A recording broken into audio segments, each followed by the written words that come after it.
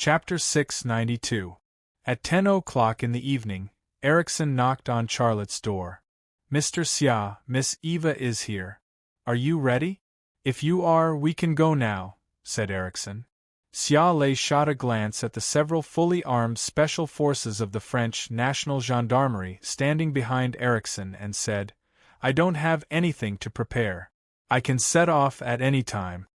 Erikson made an inviting gesture and said, "Mr. Xia, please come with me."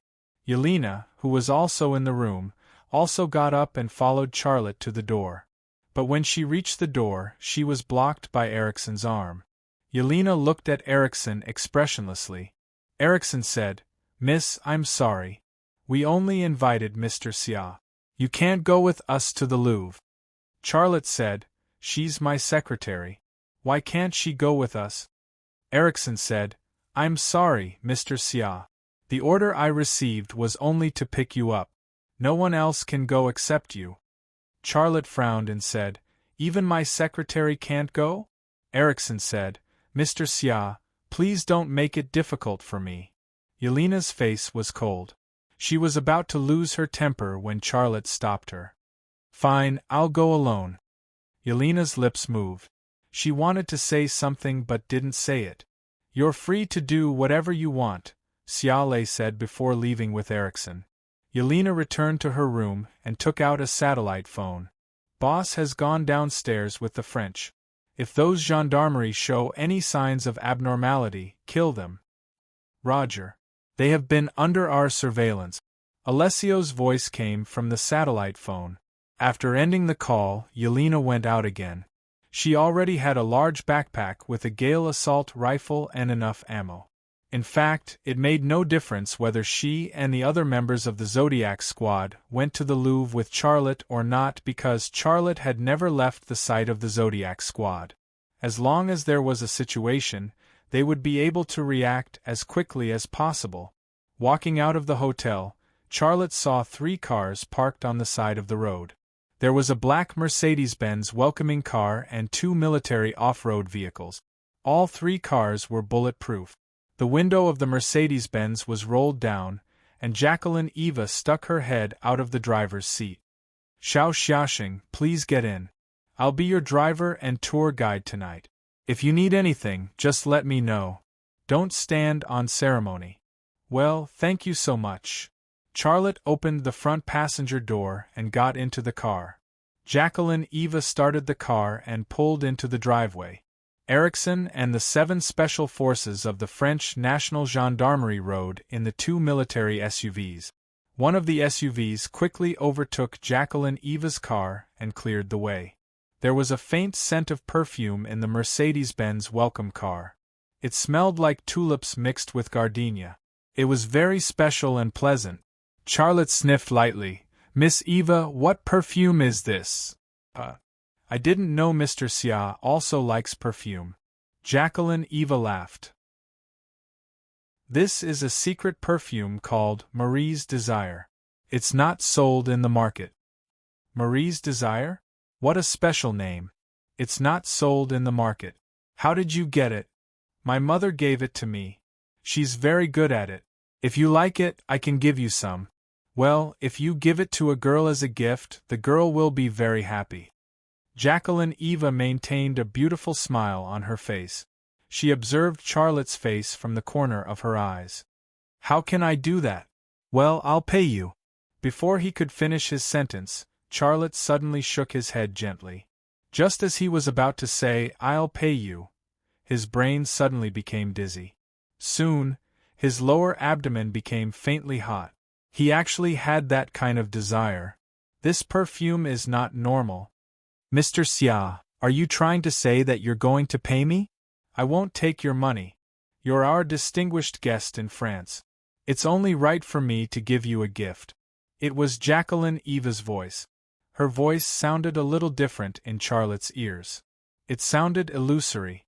Charlotte shook his head again, but the feeling of dizziness was getting stronger. "Mr. Xia, can you tell me why you're so interested in the Louvre?" Jacqueline Eva turned her head and looked at Charlotte. She changed her question. "I'm going to the Louvre." Charlotte said, sounding very tired. His eyes moved to her thighs. Her skirt was very short, only covering a quarter of her thighs. It was simply a miniskirt among miniskirt. Because she was driving, her legs were straighter and farther apart. As a result, the bottom of her skirt was an open secret. It was a rose-colored mesh with excellent ventilation. He didn't know whether it was because of the mysterious perfume or the rose-colored mesh, but Charlotte's thinking had become very slow. It was a simple question, but he found it difficult to answer. Not only that, but his brain also had some hallucinations. He felt that sitting next to him wasn't a blonde, but a goddess emitting a holy light. She was like Athena in Greek mythology, and a little like Guanine in Buddhist mythology. But whether it was Athena or Guanine, she had supreme majesty. He couldn't help but want to worship her and listen to all her oracle. Mr. Xia. A mysterious smile appeared on Jacqueline Eva's lip. Charlotte's reaction seemed to be within her expectations. Charlotte heard her voice, but his brain reacted very slowly.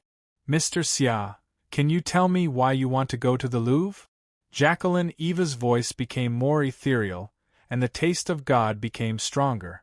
Obviously, this Marie's desire was mixed with hallucinogenic drugs, and it even had a hypnotic effect. Charlotte thought of this, but he still couldn't control the impulse to confess everything to the goddess. Tell me, what did the Germans pay to get the technology they wanted from you? Jacqueline Eva didn't even bother to tell Mr. Xia.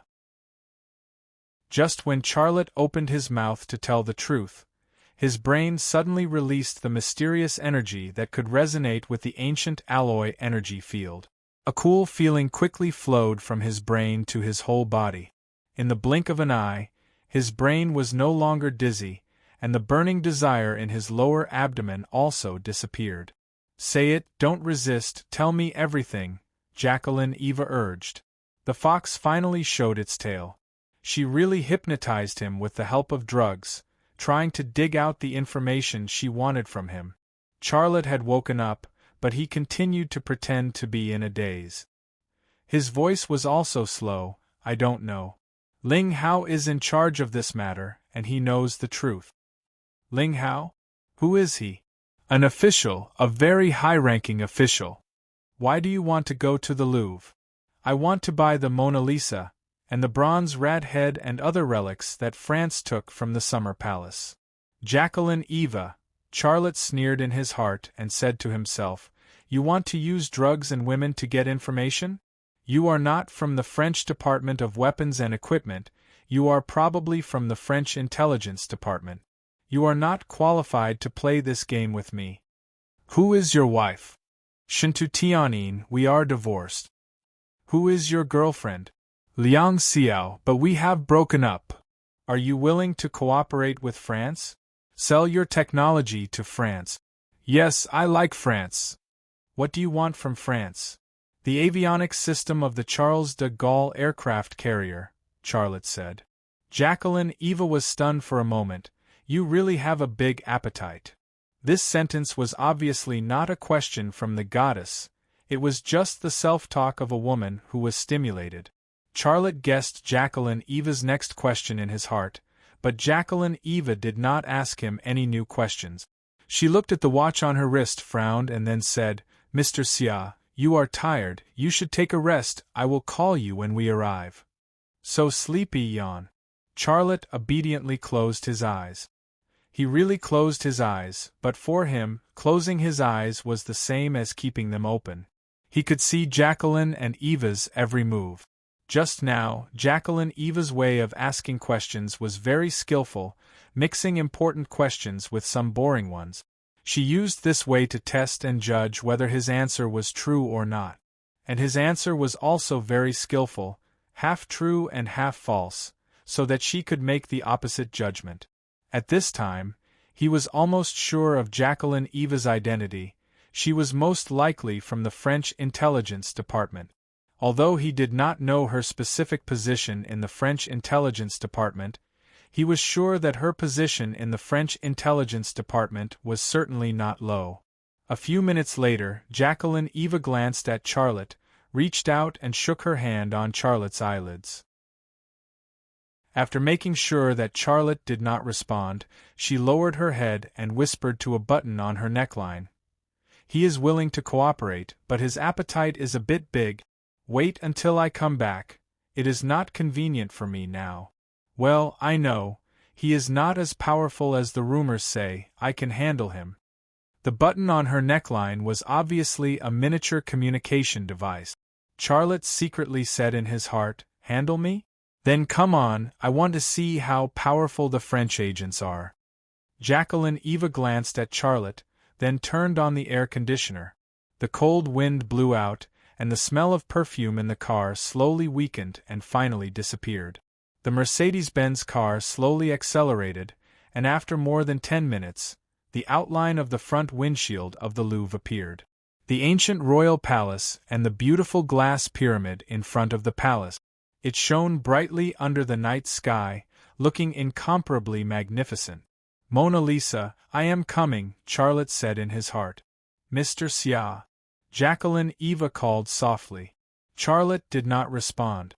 Jacqueline Eva reached out and shook Charlotte's shoulder, then called again, "Mr. Xia, we are almost there."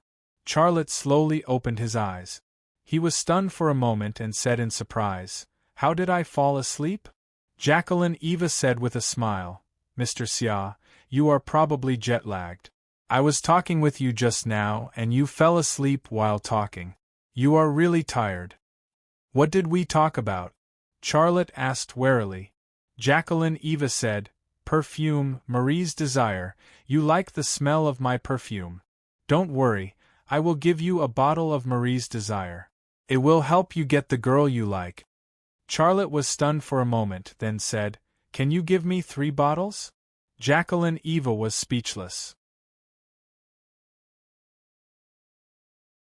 Chapter 693. It was an honor to have the entire Louvre open to only one person. After entering the Louvre Palace, Xia Lei felt that life was like a dream in the majestic yet silent main hall. He couldn't help but think that if he didn't have his current achievements and was still a poor boy carrying bricks on a construction site, would the world-famous Louvre still be open to him? Would a Frenchwoman like Jacqueline Eva fawn over him everywhere? The answer was absolutely no. The world had always been realistic, and there would never be such a thing as a pie falling from the sky. Built in 1204, the Louvre was originally the royal palace of France, where 50 French kings and queens lived. It is one of the most precious buildings of the French Renaissance, famous for its rich collection of classical paintings and sculptures. The Louvre has the statue of Venus, the oil painting of Mona Lisa, and the stone sculpture of the Goddess of Victory, which are known as the world's 3 treasures. It has more than 400,000 art collections, including sculptures, paintings, arts and crafts, and 6 categories: Ancient Oriental, Ancient Egyptian, and Ancient Greek and Roman. Jacqueline Eva acted as Charlotte's tour guide and spoke quickly. Xia Lei had already read all this on Baidu Encyclopedia, but he still pretended to be interested. "I've admired the Mona Lisa for a long time. May I know where it is?" "Mr. Xia, before I take you to see the Mona Lisa, can you tell me why you're so interested in it?" Jacqueline Eva looked at Charlotte with a special look in her eyes. It wasn't the first time she had asked this question. She had asked it once in the car. She was still testing him. Charlotte smiled. "Don't laugh when I tell you." "Why would I?" "Okay, I'll tell you. I want to buy the Mona Lisa. Are you willing to sell it?" "You're really—" Jacqueline Eva couldn't continue. To the Louvre, the Mona Lisa was the treasure of all treasures. It was priceless, and even to France, it was a symbolic art treasure. The insurance market valued the Mona Lisa at £1.5 billion, but would the French government sell it if someone offered £1.5 billion? Obviously not. Its value could no longer be measured by money. Charlotte shrugged. "Forget it, pretend I didn't say anything. Take me there, I can't wait to see it." "All right, please follow me. It's in the exhibition hall on the 2nd floor." Jacqueline Eva led Charlotte to the staircase. The old staircase was a little steep. Jacqueline Eva took the first 2 steps. When Charlotte followed her, he happened to be right under her butt. With the top and bottom position, he could almost see her perky buttocks without bending down, as well as the rose-colored mesh. A strange question popped up in his head. Was good ventilation really that important? Jacqueline glanced back at Charlotte, and a faint smile appeared on her lips. She obviously knew where Charlotte was looking at her, but she didn't show a trace of disgust. She just glanced at Charlotte and turned back. As she walked, she said, "Mr. Xia, are you really the Vice President of the China Academy of Sciences?" "Yes, I was just an academician before, but they recently promoted me," Charlotte said casually, "but it's just a title. I don't care." "It's not a title. With your achievements, you are completely worthy of that position. If you come to France, we will give you a higher honor." Charlotte smiled. "Are you lobbying me to immigrate to France? France is worthy of your talent. French women are the most romantic women in the world. I bet that if you become a Frenchman, you will definitely become the love object of all the girls in the world. Paris will be more romantic because of you, don't you think? I am a China, and I can only be a China in this life. No matter how good France is, it is not my hometown. What a pity." As they chatted, Jacqueline Eva led Charlotte to an exhibition hall in the middle of the 2nd floor. Charlotte saw the Mona Lisa, embedded in the middle of the wall at a glance. At that moment, he seemed to be attracted by a magical force and couldn't help but walk over. The woman in the painting had a smile on her face, looking dignified and beautiful. The University of Amsterdam in the Netherlands had once used emotion software to analyze her smile. Her smile contained 83% happiness, 9% disgust, 6% fear, and 2% anger. Some people had also discovered through research that there was a lion, a monkey, a buffalo, and a crocodile hidden on her shoulder. Some people even said that she had just experienced an orgasm, which was why she smiled so sweetly. These things that he saw on the internet surged in his mind. Charlotte couldn't help but think of China's Dream of the Red Chamber. Some radiologists had studied Dream of the Red Chamber very thoroughly. They knew how many toilets there were in Grandview Garden and where they were located. They even knew when Wang Baochuan had his period. But what was the point of all this? "Mr. Xia, this is the Mona Lisa, Leonardo da Vinci's masterpiece, a national treasure of France." Jacqueline Eva introduced it to Charlotte. However, Charlotte knew that Leonardo da Vinci was Italian, and this painting was also Italian. It wasn't just the Mona Lisa. Most of the hundreds of thousands of items in the Louvre were looted by France from all over the world. Many of them were cultural relics from China. This was actually a selfie of the values of Western society. To describe it in one sentence, I can do anything I want, but others can't. However, Charlotte didn't want to refute Jacqueline Eva's words. It didn't matter to him whether the Mona Lisa was Italian or French.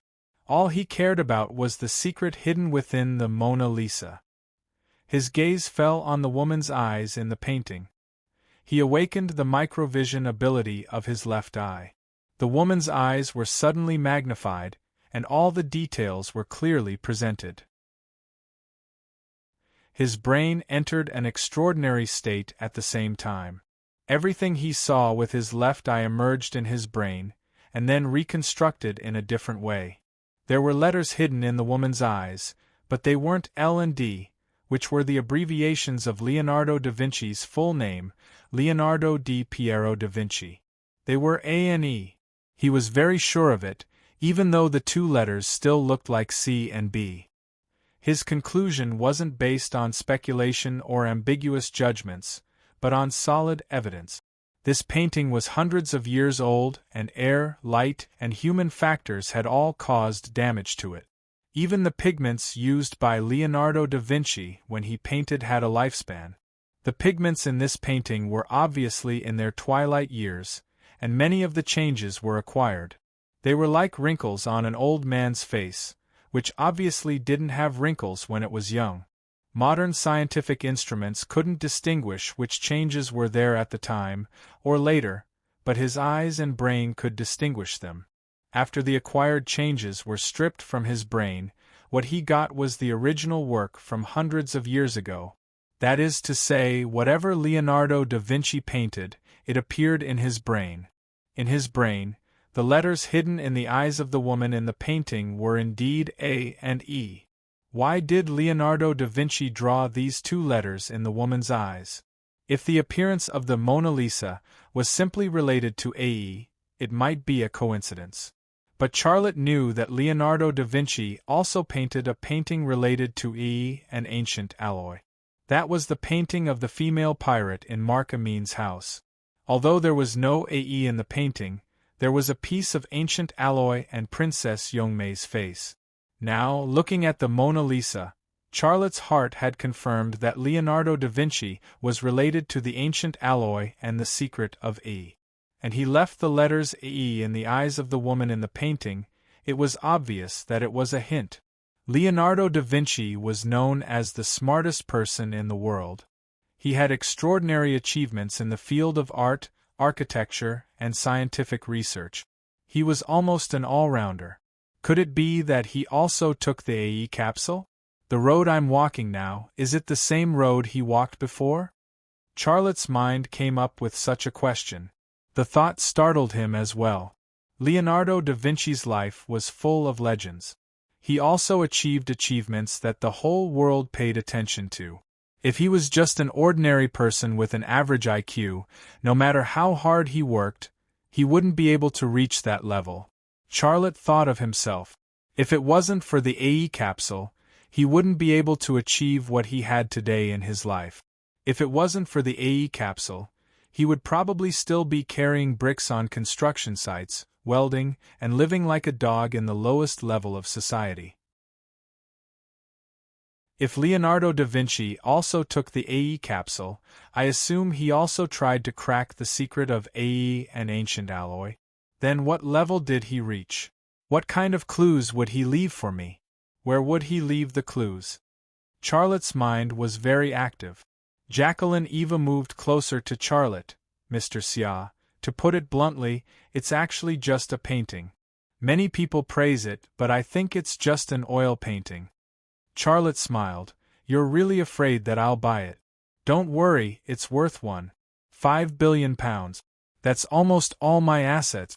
I won't use all my money to buy an oil painting. Even if I want it, I'll add it to our deal. That's the smartest thing to do, don't you think? You. Jacqueline Eva looked at Charlotte, stunned. If Charlotte really added the Mona Lisa to the deal, it would really be a problem for the French government. Xia Lei's gaze returned to the oil painting. There was a very important clue in my oil painting that could help him decipher the secret of the ancient alloy and AE. He really wanted to ask the French government for this oil painting. And he believed that the French government would make the right choice between an oil painting and the most advanced military technology. Jacqueline Eva didn't say anything. She stood beside Charlotte and quietly looked at the Mona Lisa under the light. She didn't know why, but she began to worry that this would be the last time she would see it. Charlotte's left eye twitched slightly and he entered X-ray mode. The paint on the oil painting disappeared layer by layer, and a world of colors appeared in Charlotte's brain. Purple, black, red, white, orange. Chapter 694. The exhibition hall was silent. However, Xia Lei's brain was not quiet for even a second. It was like a high-speed engine, and the analysis and calculation in that instant were not something that ordinary people could imagine. It was incredible, but he felt very normal and natural. While he was searching for the answer, he could even enjoy the art of the Mona Lisa with a calm mind. Da Vinci's painting technique was amazing. He applied layer after layer of paint on the canvas, and each layer was different. The different layers of color mixed together, and under the influence of the light, it became a masterpiece. No matter how you looked at the woman in the painting, her smile was so sweet and charming. the last layer of paint disappeared, and Charlotte's vision reached the canvas. At that moment, Charlotte's eyes stopped. Charlotte's eyes lit up with excitement. There were pencil lines on the canvas. These lines formed mountains, rivers, and bridges. It was a map. Between the lines there were some words written in Italian. They looked blurry and hard to decipher. Charlotte suppressed the excitement in his heart. He wrote down all the pencil lines on the canvas. This was the value of the Mona Lisa. The world only saw the foundation of Da Vinci's painting, the smile of the Mona Lisa. But this was the real reason why Da Vinci left this painting. For hundreds of years, no one had discovered this secret. Whether it was in the past or now, no one who had come into contact with this painting could remove the paint from the canvas and see the content left by the pencil on the canvas. But Da Vinci would not leave clues like this for no reason. His clues were only left for the people who could see them, the only one. Mr. Sia. It was Jacqueline Eva's voice. Charlotte's thoughts were interrupted, and his vision returned to normal. He looked calm on the surface, but his heart was like a stormy sea. He was not calm at all. He still did not know where the hidden map on the canvas corresponded to in the real world. The words were blurry, but he only needed a little time to restore everything and find the place indicated on the map. With a new clue, he was one step closer to solving the secret of Ae and the ancient alloy. Jacqueline Eva said again, "Mr. Sia, you're very focused. Do you have any unique opinions about it?" "My opinion? Is that important?" Charlotte said. Jacqueline Eva said, "I'd like to know your opinion. In my opinion, you're very similar to Da Vinci. Your opinion must be unique." She said this unintentionally. It was a metaphor, but Charlotte's heart was shaken. "Miss Eva, you said I'm very similar to Da Vinci? Why do you say that?" Da Vinci is known as the world's unique all-rounder. In addition to being a painter, he was also a sculptor, architect, musician, mathematician, engineer, inventor, anatomist, geologist, cartographer, botanist, and writer. He was good at astronomy, geography, literature, art, mathematics, physics, and many other subjects. His IQ was also recognized as the highest in the world. Sia Lei interrupted her. "I admit that he's the one and only all-rounder in this world, and I also admit that he's the most intelligent person in this world. But I don't know what he knows, so how can I be the same as him?" Jacqueline Eva said, "You've created the most advanced intelligent machine tool in the world. Every weapon you've designed has incredible performance and is undoubtedly the most outstanding of its kind. The feeling you give me is that you're decades ahead of us in terms of thinking and ability. The things you're creating now, we'll need decades before we can create them." In that era, the impression Da Vinci gave people was the same. His thoughts and the things he researched were decades ahead of that era. That's why I said that you are somewhat similar to him. Charlotte was silent, and his heart was filled with complicated feelings.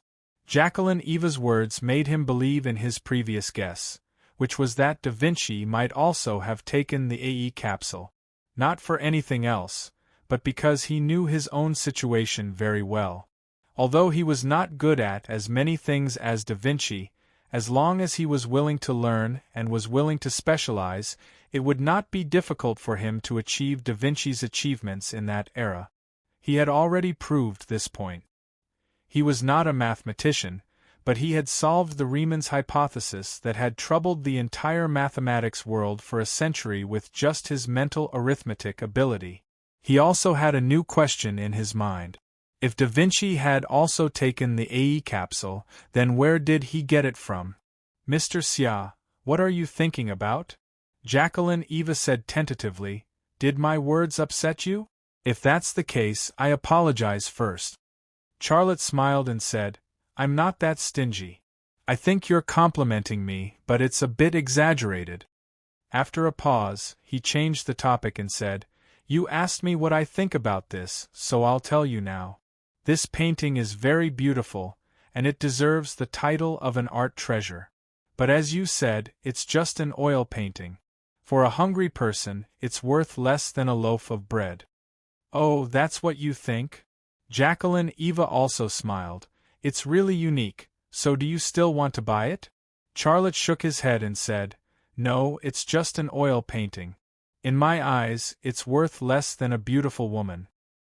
He had already seen what Da Vinci left for him, and this oil painting was just an oil painting to him. It made no difference whether the painting hung in his drawing room or in the gallery of the Louvre. Oh, Mr. Xia, you're really direct. Jacqueline Eva laughed and said, But this is France, the most romantic place in the world. Many French girls will like a man like you. But in her heart she said, Pervert. According to the analysis of the intelligence, the result is also correct. You are a lecherous fellow, and women are your weakness. I'll magnify your weakness. Let's get out of here, then I'll go to other places. Charlotte said that he didn't want to stay in front of the Mona Lisa, but he couldn't just leave after seeing the Mona Lisa. That would arouse the suspicion of the French female agent. Mr. Xia, where else do you want to visit? Well, take me to see the cultural relics of the East, Charlotte said. Okay, please follow me. Jacqueline Eva took Charlotte out of the exhibition hall of the Mona Lisa. When they reached the door, Charlotte looked back and saw the background of the painting. His gaze fell on the background of the painting. It was the small town of Bobbio in Italy. The place where Leonardo da Vinci lived, his next destination. With Jacqueline Eva leading the way, Charlotte visited several more exhibition halls. An hour later, he left the Louvre. The glass pyramid quietly glowed under the night sky, and there were few pedestrians in the square. The military off-road vehicle parked on the side of the road and 8 heavily armed special forces of the National Gendarmerie became a very eye-catching presence. Mr. Xia, it's still early. Jacqueline Eva said with a smile. How about I take you around, and then we find a place to have a drink? Charlotte really wanted to find an excuse to refuse, but his eyes suddenly moved to the direction of the intersection. In that direction, a few Chevrolet Suburban off-road vehicles were speeding over. He then moved his eyes to the opposite direction, where a few Chevrolet Suburban off-road vehicles were also speeding over. The Chevrolet Suburban off-road vehicles were the favorite vehicles of CIB field agent. With so many of them appearing at the same time, Charlotte already knew what was going on. His eyes moved away from the road and moved to a tall building in the distance. There were 2 people lying on the rooftop of the tall building, and he could clearly see their faces. One of them was Alessio and the other was Bagu. They also had an XL 2500 sniper rifle in their hand. In another direction, on the same tall building, he saw Yelena and Amanda, as well as Marcus and Erdemo. The 6 members of the Zodiac team formed a triangular sniper circle, locking the entire square within their range. Charlotte didn't see Pu Taiyong, but as the person in charge of transportation, Pu Taiyong must be in a car at the moment, ready to rush into the battlefield and take him away. A sneer appeared at the corner of Charlotte's mouth. If the CIB wanted to catch him here, it would be very interesting. Because the CIB would not only have to face him and his Zodiac team, but also Jacqueline Eva and the special forces of the French National Gendarmerie. Jacqueline Eva also noticed the cars rushing over from both sides. She suddenly became nervous. She grabbed Charlotte's hand and said anxiously, "Quick! Get in the car!" Erickson and the special forces of the French National Gendarmerie also reacted quickly. They used the cars as cover and divided into 2 groups. One group aimed their guns at the cars rushing over from the left, and the other group aimed at the cars rushing over from the right. The opponents ignored the French National Gendarmerie, and in the blink of an eye, they rushed over and surrounded the 3 French cars. At this time, Charlotte didn't even have time to get in the car. The car door opened, and more than 20 people in black suits holding Scar assault rifles produced by the Belgian company FN all pointed their muzzles at Charlotte and the French people.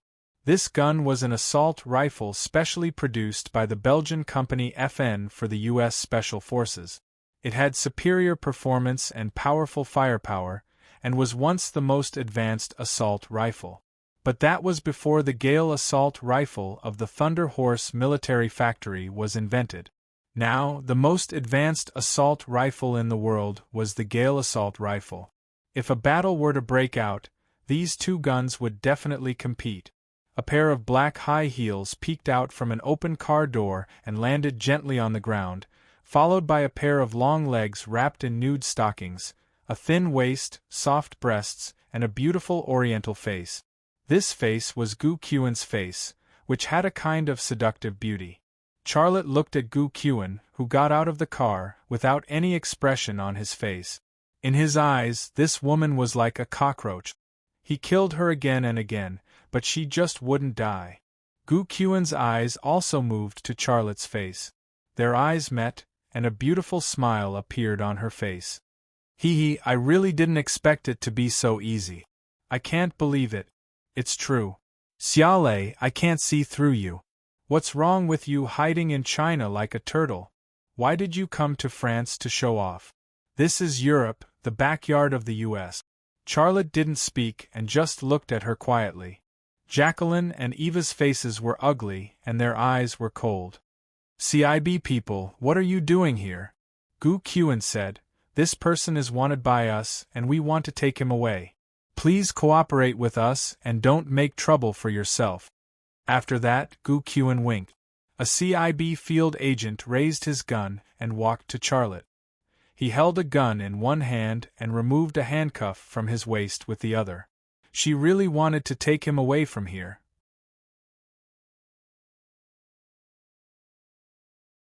Chapter 695. Before the agent approached Charlotte, Jacqueline Eva suddenly said angrily, Stop! If you take another step forward, I'll kill you immediately.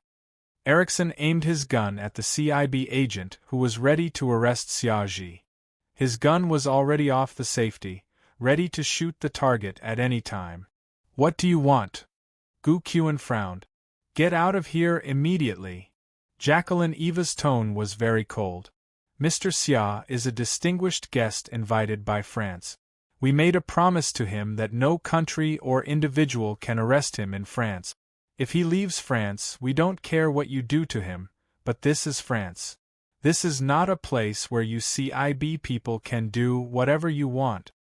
Who is your superior? Gu Qiuan said coldly, Give me a phone number. I'll contact him immediately. Jacqueline Eva suddenly pointed the pistol in her hand at Gu Qiuan. This was her answer. You want to stop us with just these few people? Gu Qiuan continued to exert pressure on Jacqueline Eva. If you do anything, you'll die a horrible death. Leave him to me, go back, take a shower, and have a good sleep. You'll find that nothing happened the next day, and we'll explain everything to the French government. Jacqueline Eva glanced at Erickson, who didn't speak but nodded. Jacqueline's and Eva's expressions immediately relaxed. This was obviously a secret signal, and the message was also related to reinforcement. After all, this was Paris, France, the territory of the French. The CIB would never have an advantage in numbers here, and even if they did, it would only be temporary. Gu Qiuan gave another look, and this time, 4 CIB agents came out. She wouldn't give the French more time. Wait. Charlotte finally spoke. Gu Qiuan, do you really think you can take me away from here? Cut the crap. I'll talk to you when we get back. Gu Qiuan subconsciously touched her butt. He didn't know why, but the scar on her butt itched again when she was facing Xiaolei.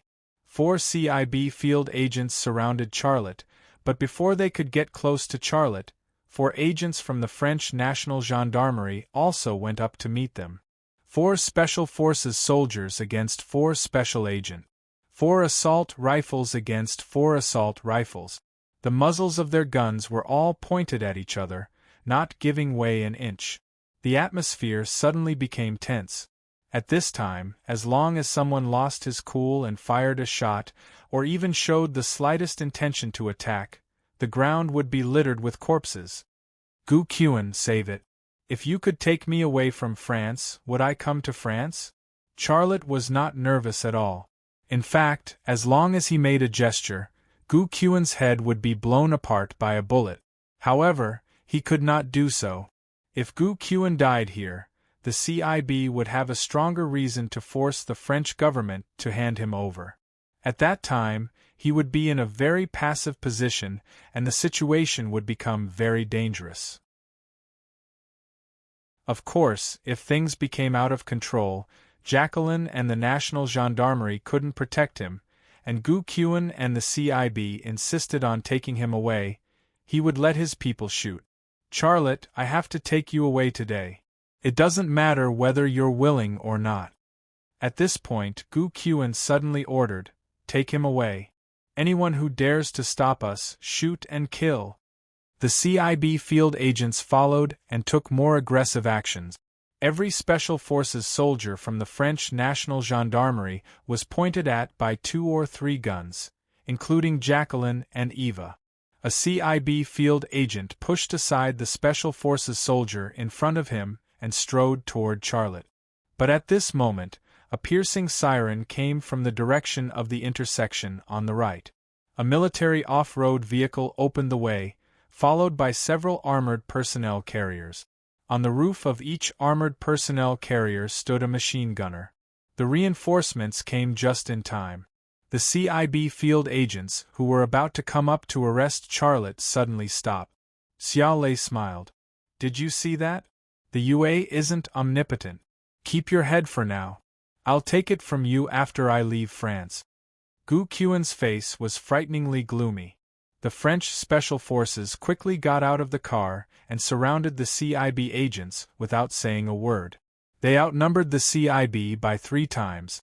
The CIB, who had the advantage in numbers just a moment ago, became the underdog in the blink of an eye. No CIB agent dared to act rashly, let alone arrest Charlotte. Put down your weapons. Erickson's voice was as sharp as a knife. Or we'll shoot. The CIB field agents didn't move, but they were all very nervous. They looked at Gu Qiuan and waited for her instructions. Gu Qiuan was unwilling. Bang, bang, bang. Erickson fired 3 shots into the sky. Gu Qiuan's mouth trembled, but she finally gave the order. Put your guns away. The CIB field agents were relieved and put away their guns quickly. Charlotte smiled. Gu Qiuan, don't you understand? I don't know who sent you here to arrest me, but I know what he's planning. If you die in my hands, he'll have enough reason to ask the French government to hand me over. You're being used as cannon fodder, but you still have such a sense of superiority. I really have to give it to you. Are you done? Gu Qiuan's voice was cold. Charlotte shrugged. If I were you, I'd take care of my own business first instead of being used as cannon fodder. You're lucky you're still alive. Good luck won't always be with you. Shut up. Gu Qiuan roared at Charlotte. She had enough of Charlotte's mockery. Remember what I said. The next time we meet, I'll take your head. Charlotte walked to the Mercedes-Benz. Jacqueline Eva glanced at Gu Qiuan coldly. Don't cause trouble. This is France. The CIB can't protect you. Gu Qiuan snorted coldly and didn't say anything. She watched as Jacqueline Eva left with Charlotte, as well as the French National Gendarmerie's Special Forces convoy. Boss, what do we do? A CIB field agent asked. Retreat. Gu Qiuan turned to leave, but just as her back was facing her men, a cold smile appeared on her lips. Sean, do you want me dead, or does Williams want me dead? No matter which one of you wants my life, I will take his life. At the same time, on the rooftop of the tall building opposite the Louvre. Boss, what's going on? Alessio shouted. Last time in Korea, we took such a big risk to assassinate Gu Qiuan. This time, we can obviously kill her. Why didn't Boss let us do it? It's a pity to miss this opportunity. But Gu said, yeah, if we miss this opportunity, we don't know when we'll get another chance to kill that woman. At this time, Amanda's voice came from the communicator. You 2 idiots, can't you see? This time, Gu Qiuan was sent by the CIB to die. If we kill Gu Qiuan, the US will have an excuse to pressure the French government. At that time, boss will bear the crime of assassinating a senior CIB official. How can he leave France? As expected of the tactical planner of the Zodiac team, Amanda saw the truth. Stop beeping, we have to catch up quickly. Pu Taiyong's voice came from the communicator. The members of the Zodiac team quickly retreated, coming and going without a trace. The crisis this time had come and gone as quickly as it came. In fact, Charlotte was not surprised at Gu Qiuan's appearance at all. He swaggered to France, and the US couldn't not take action. The CIB people would appear in front of him sooner or later, but he didn't expect them to be so impatient. He had just arrived in France, and Gu Qiuan had already come with the CIB people. The Mercedes-Benz car drove to the Star of Paris. Mr. Xia, are you familiar with that woman from the CIB? Jacqueline Eva broke the silence in the car. Yes, very familiar indeed. Charlotte said, her name is Gu Qiuan, the CIB's Asia director.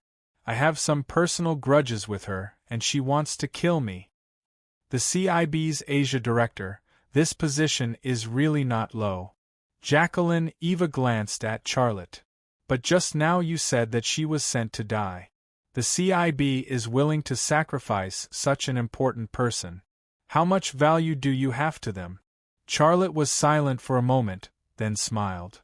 I slept with the daughter of the US president, and she didn't want it at the time. What? Jacqueline Eva was dumbfounded. Please keep this a secret for me. I'm only telling you because you helped me so much earlier, Xiaolei said with a serious look on his face. You're not kidding me, are you?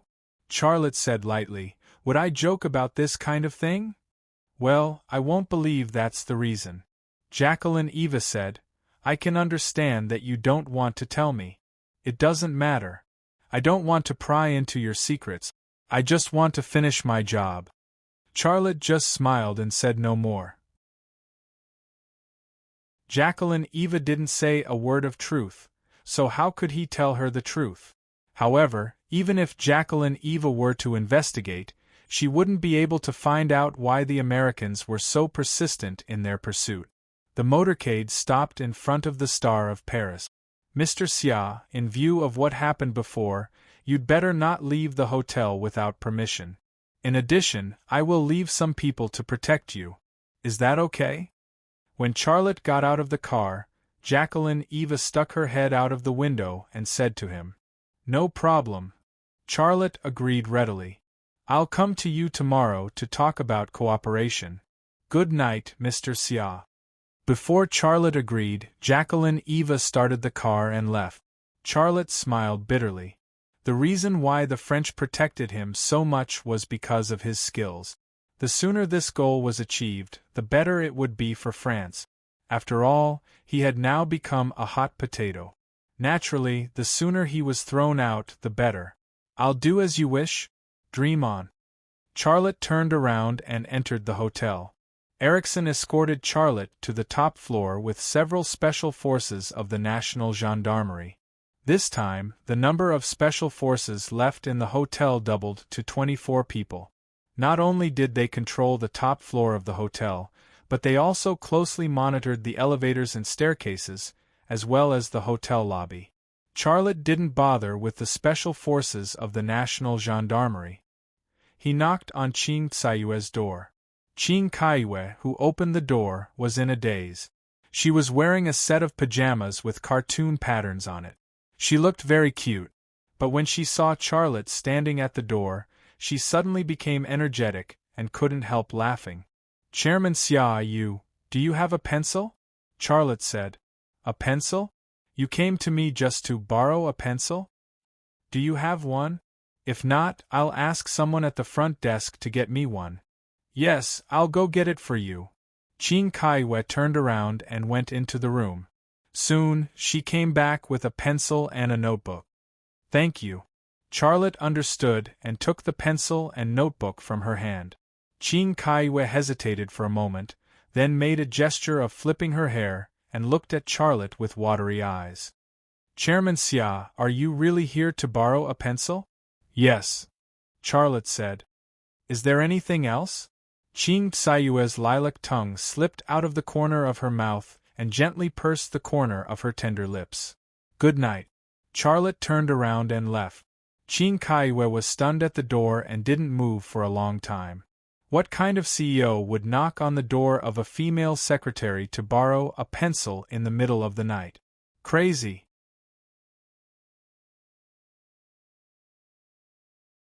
Chapter 696. In half an hour, Charlotte had copied all of the pencil content on the canvas of Mona Lisa. He could have been faster, but in his pursuit of perfection, he used more time to complete this task.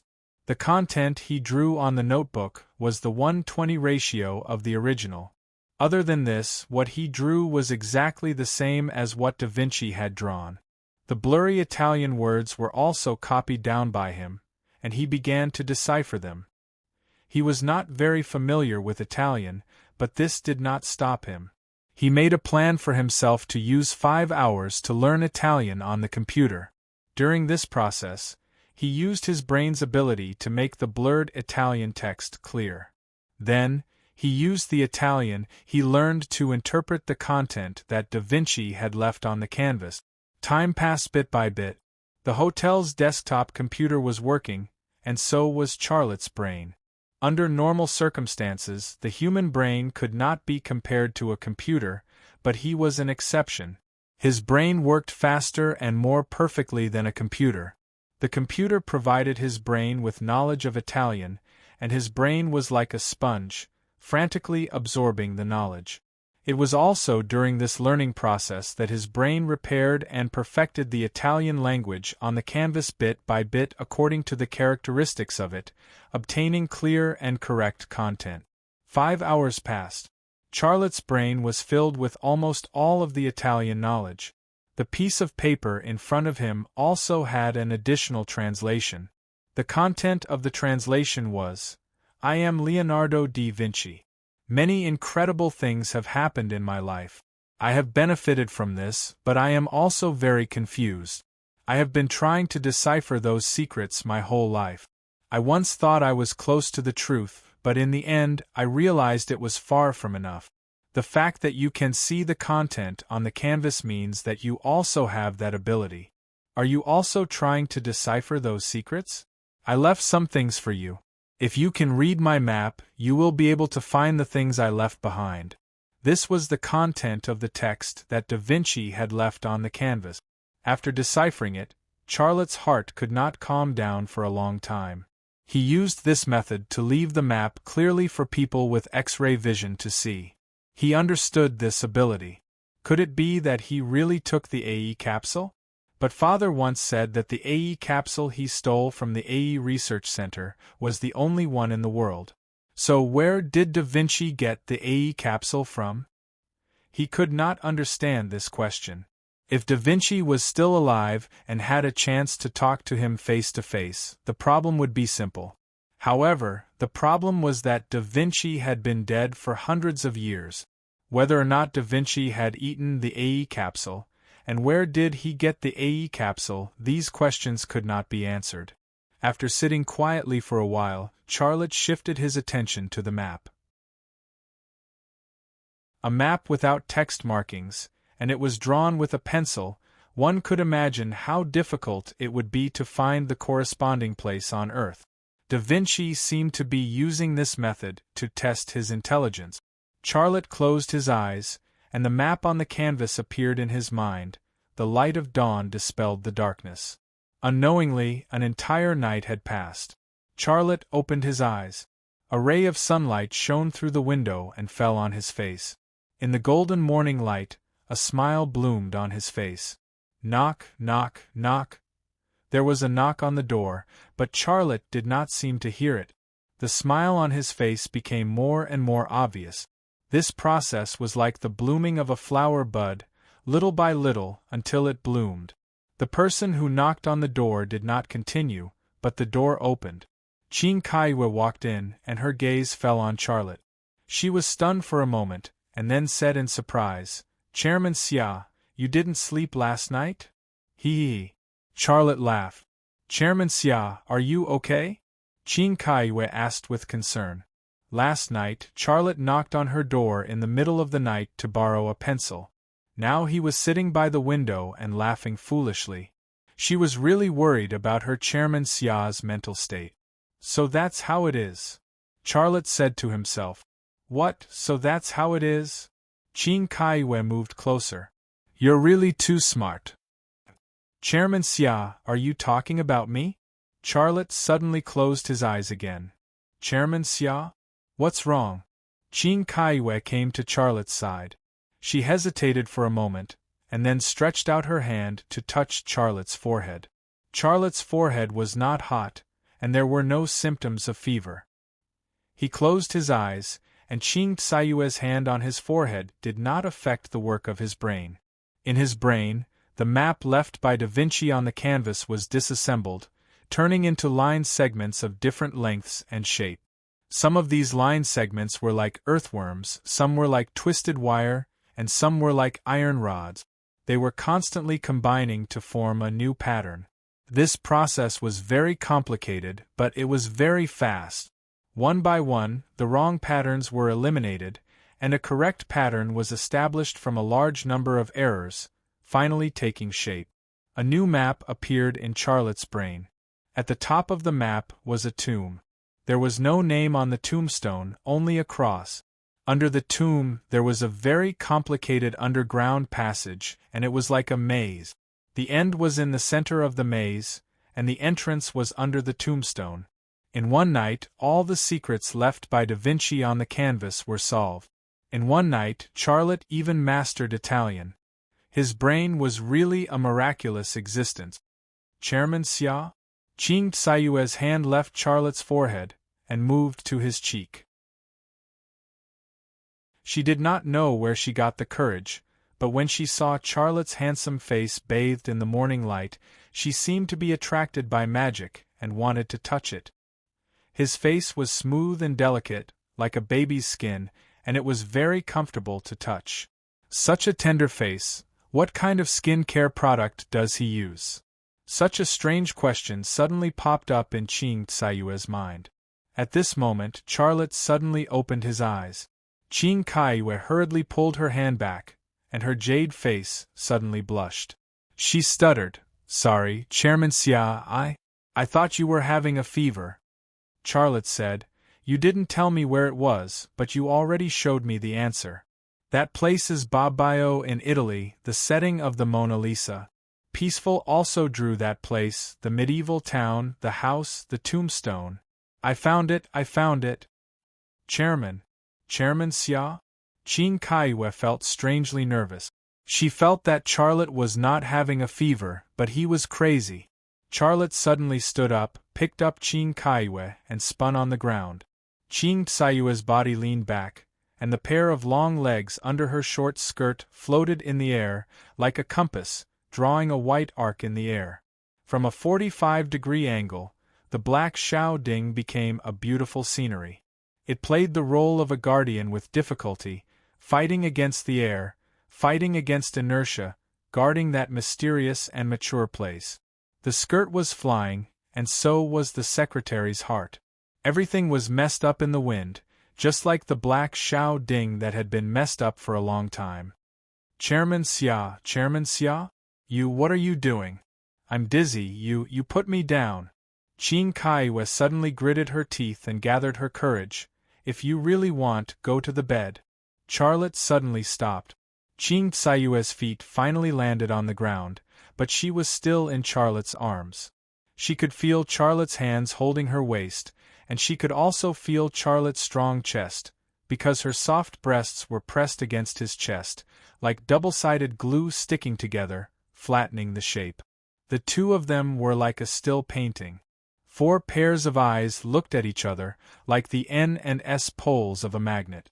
Under its effect, the two faces slowly approached each other, and the distance between the two lips was quietly shortening. He's going to kiss me. Qin Kaiyue's heart was so excited that she closed her eyes nervously. To be able to flirt with a man like Charlotte, even if she couldn't get anything, she wouldn't regret it. However, just as the two lips were about to stick together, Charlotte suddenly woke up, and hurriedly let go of Qin Kaiwei in his arms. The magnet suddenly turned into a stone. Ahem. Charlotte coughed. Sorry, I was too excited just now. Qin Kaiwei's heart was suddenly filled with a sense of loss, but she forced a smile on her face. No, it's nothing. What's the matter? I came to get my pencil. Qin Kaiwei didn't know what to say, and her heart was in a mess. Charlotte smiled, and he gave the pencil to Qin Kaiwei. Thank you. Holding the pencil, Qin Kaiwei felt like there were 10,000 horses galloping wildly in her heart. This pencil had almost become her demon. Let's go have breakfast, and then go to the Villepinte Exhibition Center to take a look, Charlotte said. Didn't you say you weren't going? I changed my mind, let's go. Qin Kaiwei's gaze moved to the notebook on the computer table. She saw a paragraph of Italian, a Chinese translation, and some lines that she couldn't understand. She curiously asked, Chairman Xia, what are you studying again? Charlotte tore off the paper with the content on the notebook, put it in his trouser pocket, and then said, This is a secret, don't tell anyone. Qin Kaiwei pursed her lips and smiled. Well, I know, I won't tell anyone. Even if I want to, I can't do anything about it. I can't understand it at all. Charlotte didn't explain anymore, and he left the room with Qin Kaiwei. Yelena also walked out of her room. Good morning, Miss Yelena, Qin Kaiwei greeted obediently. Yelena just nodded slightly. Charlotte said, After breakfast, let's go to the Villepinte Exhibition Center. Okay. Yelena only said one word. Charlotte moved closer to Yelena and whispered, Let Alessio get ready, I'm going to Italy. So soon? What do we do here? Do as I say, Charlotte said. Yelena nodded again. The International Army Weapons Exhibition at the Villepinte Exhibition Center would start in 10 days, and the only thing they could do now was to decorate the exhibition area. This kind of thing could be left to Qin Kaiwei, but the trip to Italy was imminent, and he didn't want to wait any longer. There was an advantage to going to Italy now, and that was that everyone still thought he was in France. He wanted to catch them off guard. Now, the only trouble was Jacqueline Eva and the French National Gendarmerie. How to get rid of the surveillance of these French people was the problem he needed to solve.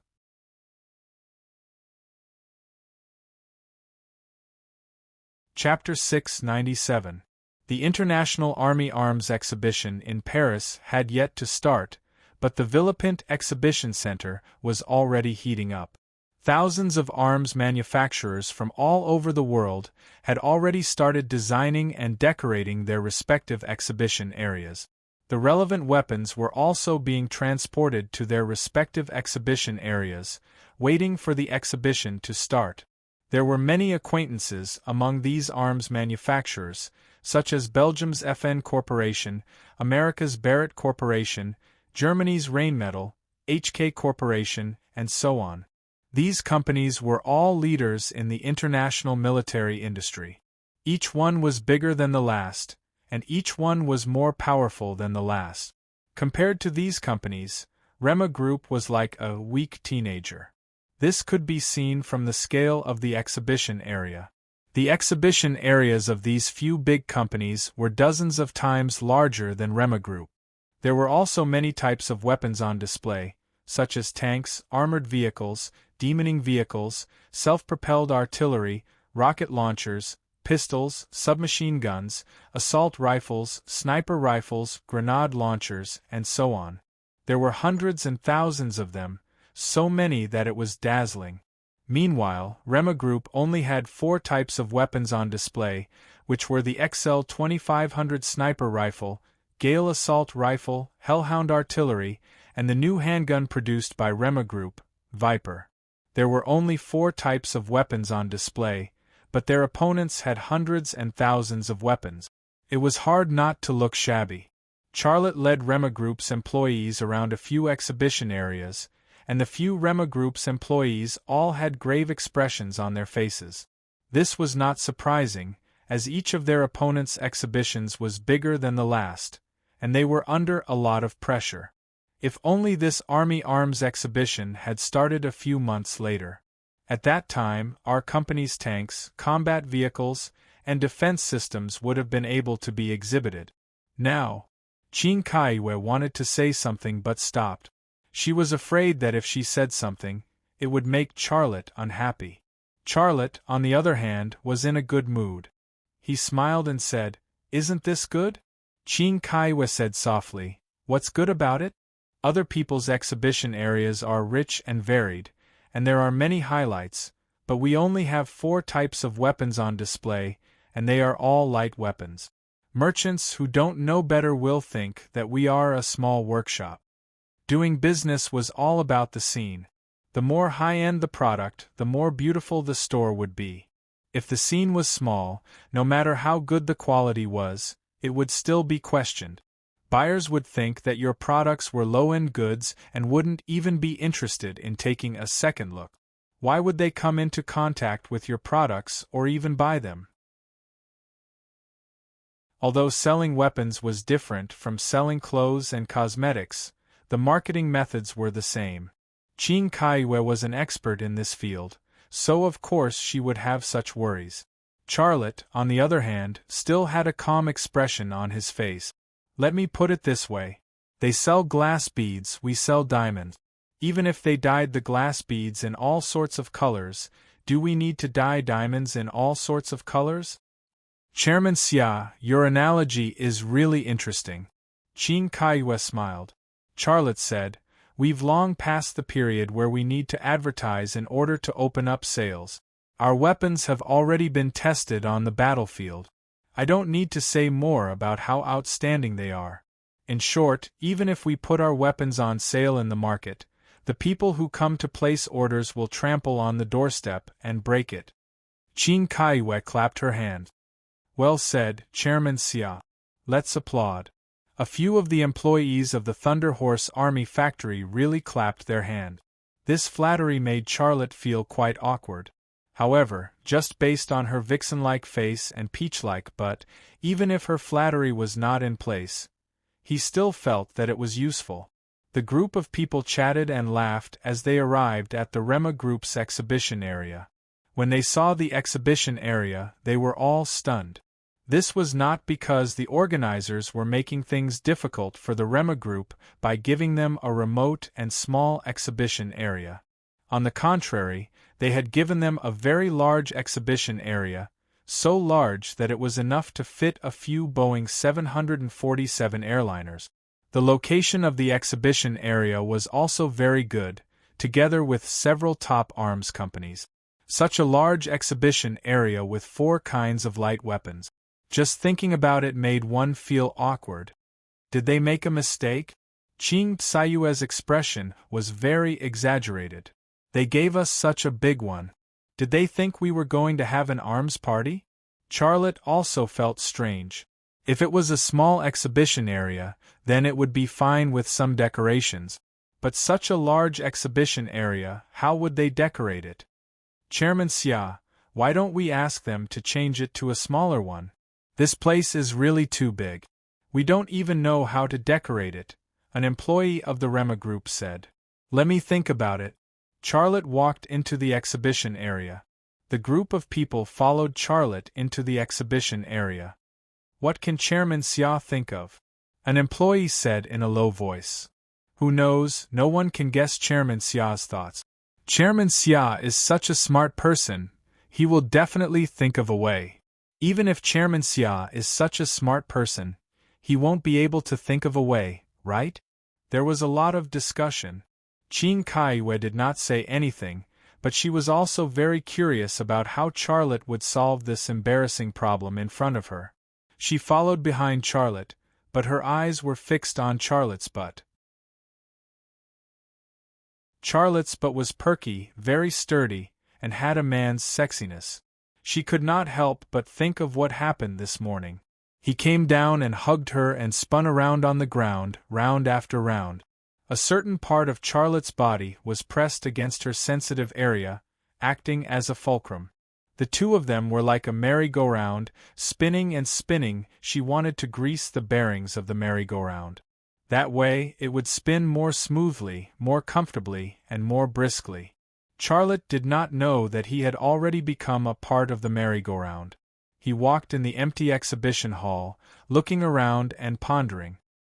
His brain was conceptualizing and designing according to the situation in the exhibition hall. Various materials appeared in his mind one after another, and each material was used to create the best decoration plan. After walking one round in the empty exhibition area, Charlotte stopped in his tracks. He waved to Chin Kaiwe. "Kaiwe, come here for a moment." Chin Kaiwe followed him and walked over with a smile on her face. "Chairman Xia, you've thought of a way so quickly?" Charlotte said. "Go find a decoration company and ask them to make a booth for us using glass. Let them turn the extra space into a glass passage, and then hang pictures of anti-war, peace, and life. Make it an artistic wall." When Chin Kaiwe heard this, her eyes lit up.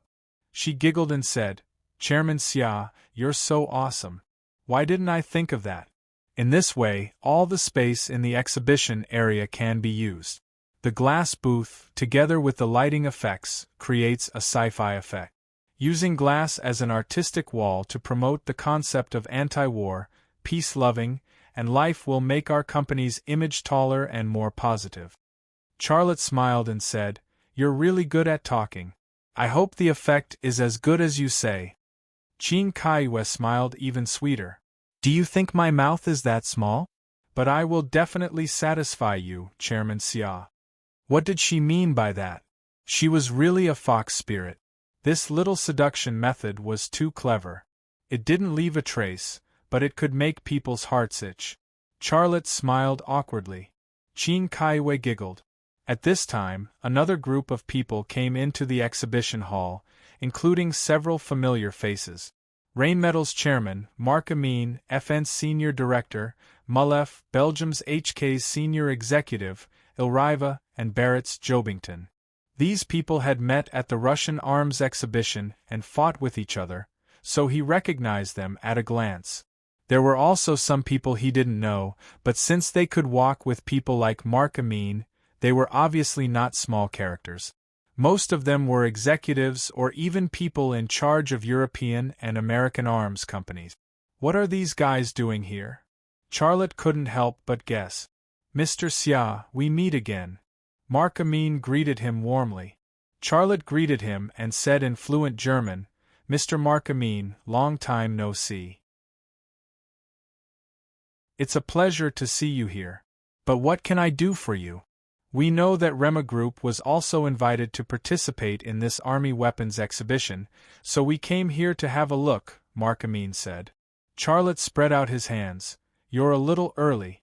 Look, we haven't even set up the exhibition hall yet." A large group of people came. In fact, only Mark Amin and Charlotte greeted and talked, and the rest of the people just looked on coldly. The scene was a little strange.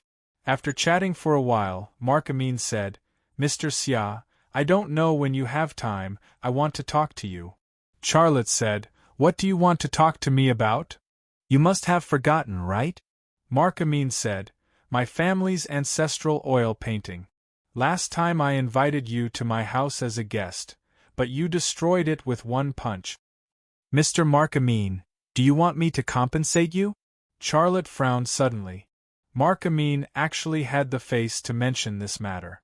Last time in Germany, if it weren't for his good luck, he would have fallen into the hands of the CIA. Mark Amin suddenly laughed. "Mr. Xia, it's just a joke. Now that Rema Group and Rheinmetall have become brother companies, how can I destroy the relationship between us for a mere oil painting? Rheinmetall's Thunder Dragon intelligent machine tool is the core part you want to process, and Germany has been coveting Charlotte's Thunder Dragon intelligent machine tool second generation. In this case, as the chairman of Rheinmetall, how dare Mark Amin offend? How dare he offend Charlotte? More importantly, even if he asked for compensation, would Charlotte give it to him? Charlotte said faintly, "Mr. Mark Amin, you are really humorous. Since you mentioned the existence of the painting, you should know what happened yesterday. I'm a forgetful person, and some things are better forgotten, don't you think?" Yes, Mr. Xia is right. It's just a painting, take it as a gift from me to Mr. Xia. Mark Amin's purpose seemed to be to remind Charlotte that he owed him a painting. Mr. Xia, your exhibition area is so large, you must have a lot of things on display, right? Barrett Company's executive Chobarton finally spoke. Is there a problem? Charlotte looked at Chobarton. Chobarton said, as far as I know, Rema Group only has 3 products. The XL 2500 sniper rifle, the Gale assault rifle, and the Hellhound artillery. You won't display 3 light weapons in such a large exhibition hall, will you? It's not 3 light weapons, it's actually 4.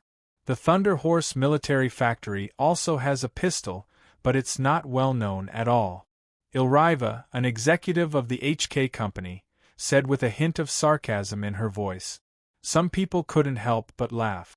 China's military industry has always been despised by the outside world. Although the Thunder Horse Military Factory was a dark horse in the shutdown industry, it was actually unrealistic to change the prejudice and discrimination of the Western world against China's military industry with just a few light weapons of the Thunder Horse military group. Charlotte could see that this group of people came to see a joke.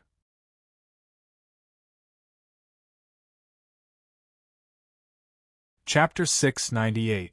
Although the Thunder Horse Arms Factory was still small and young, its appearance had already threatened the military industry in Europe and the United States.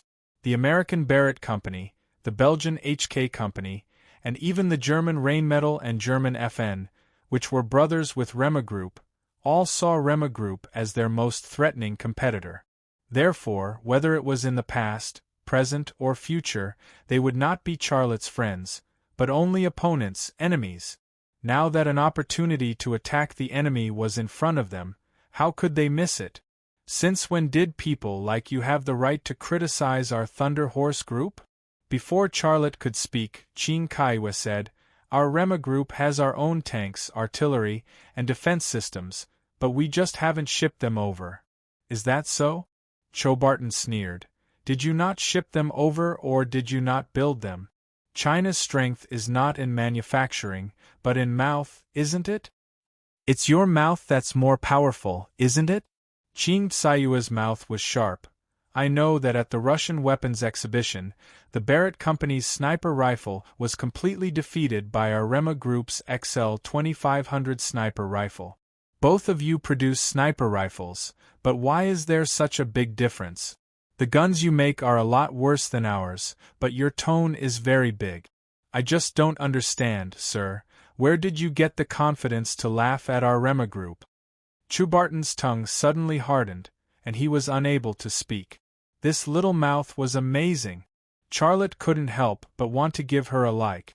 If it was him, he wouldn't be this bad. Don't bicker with women at any time because they are born to be good at it. Mark Amin laughed dryly. Why do you have to make things unpleasant?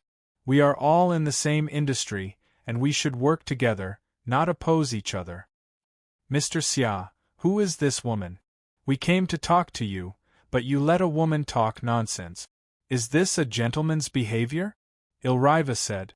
Qin Kaiwe was about to return the compliment, but Charlotte said, Do you think her level is not enough? Let me tell you, she is the marketing director of my Rema Group, and also my chief secretary. Her rank is higher than yours, right? I don't know what you want to talk about, and I'm not interested. If you really want to talk to me, it should be the boss of your HK company, not you. You.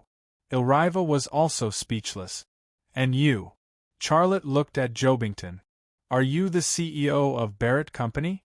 If not, then go back to what you're supposed to be doing.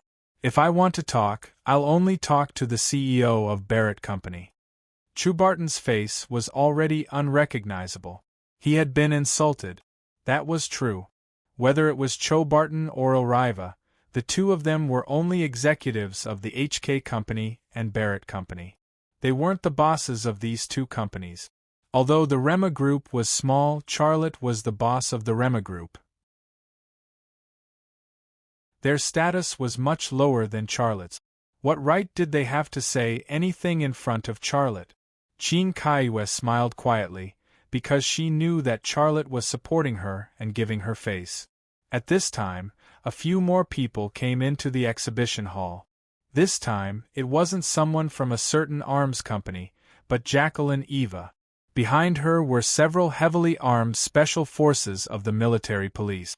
Mr. Xia, are you satisfied with this place? Jacqueline Eva greeted Charlotte from afar. Charlotte was too lazy to pay attention to Cho Barton and the others. He greeted them and said, I'm very satisfied. Since the main character had left, there was no need for Cho Barton and the others to stay. The few of them left angrily. Mullef of FN Company was secretly glad that he didn't provoke Charlotte and the sharp-tongued woman beside him. Otherwise, his stomach would be full of anger at this moment. When they left, Mark Amin seemed to want to say something more to Charlotte, but because of the resentment of many people around him, he finally gave up the idea. Qin Kaiwe watched Cho Barton and the others leave, but in her heart, she recalled the scene of Charlotte supporting her just now, and the smile on her face became more obvious. Miss Qing, your mouth is really amazing. Behind her, an employee of the Rema Group flattered Qin Kaiwe. Qin Kaiwe turned around and glared at him. The flattering employee immediately shut his mouth. He was also praising her mouth, but the result was completely different. Not far away, Jacqueline Eva and Charlotte were talking, and the atmosphere of the conversation was very pleasant. Mr. Xia, if you need any help, please don't hesitate to ask. We will definitely solve your problem for you. Jacqueline Eva said. Thank you, but there's nothing we need help with. We can handle it ourselves. Charlotte said. You don't have to be polite with me. Jacqueline Eva smiled. Are you free? What's the matter? Charlotte had already guessed Jacqueline Eva's purpose. The French government had always wanted to cooperate with him, and was eager to get rid of him, a hot potato, so for the French government, the earlier the negotiation, the better. Sure enough, Jacqueline Eva said, we want to talk about cooperation with you. If possible, I want to take you to the weapons and equipment department. They're ready. Charlotte thought for a moment. How about tomorrow? Even if we have to talk, I have to prepare. In addition, as you can see, such a large exhibition hall needs to be decorated, and I have to arrange for my people to work. Okay, tomorrow it is. Jacqueline Eva didn't expect Charlotte to go with her to the French weapons and equipment department right now. For the French government, reaching a deal with Charlotte before the Army Weapons Exhibition was acceptable. Excluding today, there were still 8 days, which was still plenty of time. Well, if there's nothing else, then I'll go arrange work first. Charlotte said. Oh, right. Jacqueline Eva moved closer to Charlotte's ear and whispered, Didn't you ask me for that perfume last night? Mary's Desire? I know you still remember its name. I've already prepared it for you. Come to my house tonight. To your house? If you agree, I'll drive to the hotel to pick you up at 5 in the afternoon, and we can have dinner together. This, Jacqueline Eva raised the corner of her mouth. Mr. Xia, I'm a woman. Don't make it difficult for me. Charlotte smiled. Well, I'll wait for you at the hotel at 5 in the afternoon. That's settled, goodbye. Jacqueline Eva said goodbye, but suddenly kissed Charlotte on the cheek. Charlotte's body slightly stiffened, and the expression on his face was quite awkward. Kissing on the cheek was actually not a common etiquette in Western society. What was common was the cheek kiss. The nature of the cheek kiss and the cheek kiss were obviously different. Jacqueline Eva was gone. Qin Kaiwe came over. Chairman Xia, who is that woman? Probably a staff member of the French government. I'm not very sure either. Charlotte said. His eyes were still on Jacqueline Eva's plump buttocks, but his mind was not thinking about the date with Jacqueline Eva tonight, but about how to go to Italy. Qin Kaiwe was obviously not satisfied with such an answer, but she did not ask anything else. Charlotte suddenly thought of something, and a smile appeared on his face. Kaiwe, I want to tell you something. Qin Kaiwe immediately perked up. What is it? Remember. Charlotte moved closer to her ear and whispered, no matter what happens, you don't have to care. No matter what you hear, you don't have to care. Just do the work I give you, decorate the exhibition hall, participate in the weapons exhibition, and negotiate with the merchant. Chairman Xia Yu. Qin Kaiwe was nervous and confused. What made her nervous was the way Charlotte was talking to her. The hot air from his mouth rushed into her ear, which was a very sensitive place. That ticklish feeling made her flustered. What puzzled her was what Xia Lei said to her. She couldn't understand why he said that. You don't understand? Qin Kaiwe nodded. Then I'll give you an example. Charlotte's voice was soft. If you hear that I've been arrested or kidnapped, pretend not to hear it and do what you need to do. How can I do that? Qin Kaiwe said in surprise. If something like that happens to you, how can I not care? How can I not care? Then what are you going to do? I'll stop the exhibition. I'll go to the embassy to find our ambassador. I'll go to the French government to make a scene. I don't believe that they are unreasonable and lawless. Charlotte, I will really do that. Qin Kaiwe clearly misunderstood Charlotte and thought that she did not have the determination to do that. Charlotte suddenly put his lips on Qin Kaiwe's ear. Listen to me. No matter what you hear or what happens to me, don't care. Qin Kaiwe's face turned red and she shuddered for no reason. This matter is very important to me. Don't act on your own, got it? Qin Kaiwe nodded subconsciously. Also, don't tell anyone. Got it? Qin Kaiwe nodded again. Since Xia Lei had already put it this way, even if she had a pig's head on her neck, she should have understood what he meant. Charlotte left Qin Kaiwe, but his gaze stopped on her ear. Her ear was crystal clear and tender like snow. He had already verified this with his lips, but now a red mark appeared on that ear, and it quickly spread to her face and neck. Those red marks made her skin look even more delicate and beautiful. Chairman Xia Yu. Qin Kaiwe bit her cherry lips and finally said, You're so bad. Charlotte pretended to be stunned and then said, Oh, you mean just now? Sorry, I was careless. Actually, he was not careless. He did it on purpose. Qin Kaiwe, this vixen, had been seducing him, but he had never taken a bite. But just now, he had taken a small bite. If you want a horse to run, you have to feed it, right? Let her have a taste of the sweetness, and she would be obedient. The number of employees in Rema Group was increasing, and the staff structure was becoming more and more complicated. As the chairman of Rema Group, his main job was to control and direct his employees. This was the art of managing people. If you were careless, you would. Qin Kaiwe couldn't continue. What she wanted to say was, if you were careless and put your mouth on her ear for more than a minute, if you were careless, you would eat her up. Remember what I told you. This matter is very important to me. Charlotte reminded her again. Okay, I'll remember. Qin Kaiwe became obedient again. That's it then. Charlotte walked towards Yelena. Yelena stood in a corner, like a bystander. As Charlotte's other secretary, she always seemed so different. Charlotte walked to Yelena's side and whispered in Russian, Tell our people that there will be an operation tonight. What are you going to do? Yelena's eyes were filled with suspicion. Charlotte moved his head close to Yelena's ear.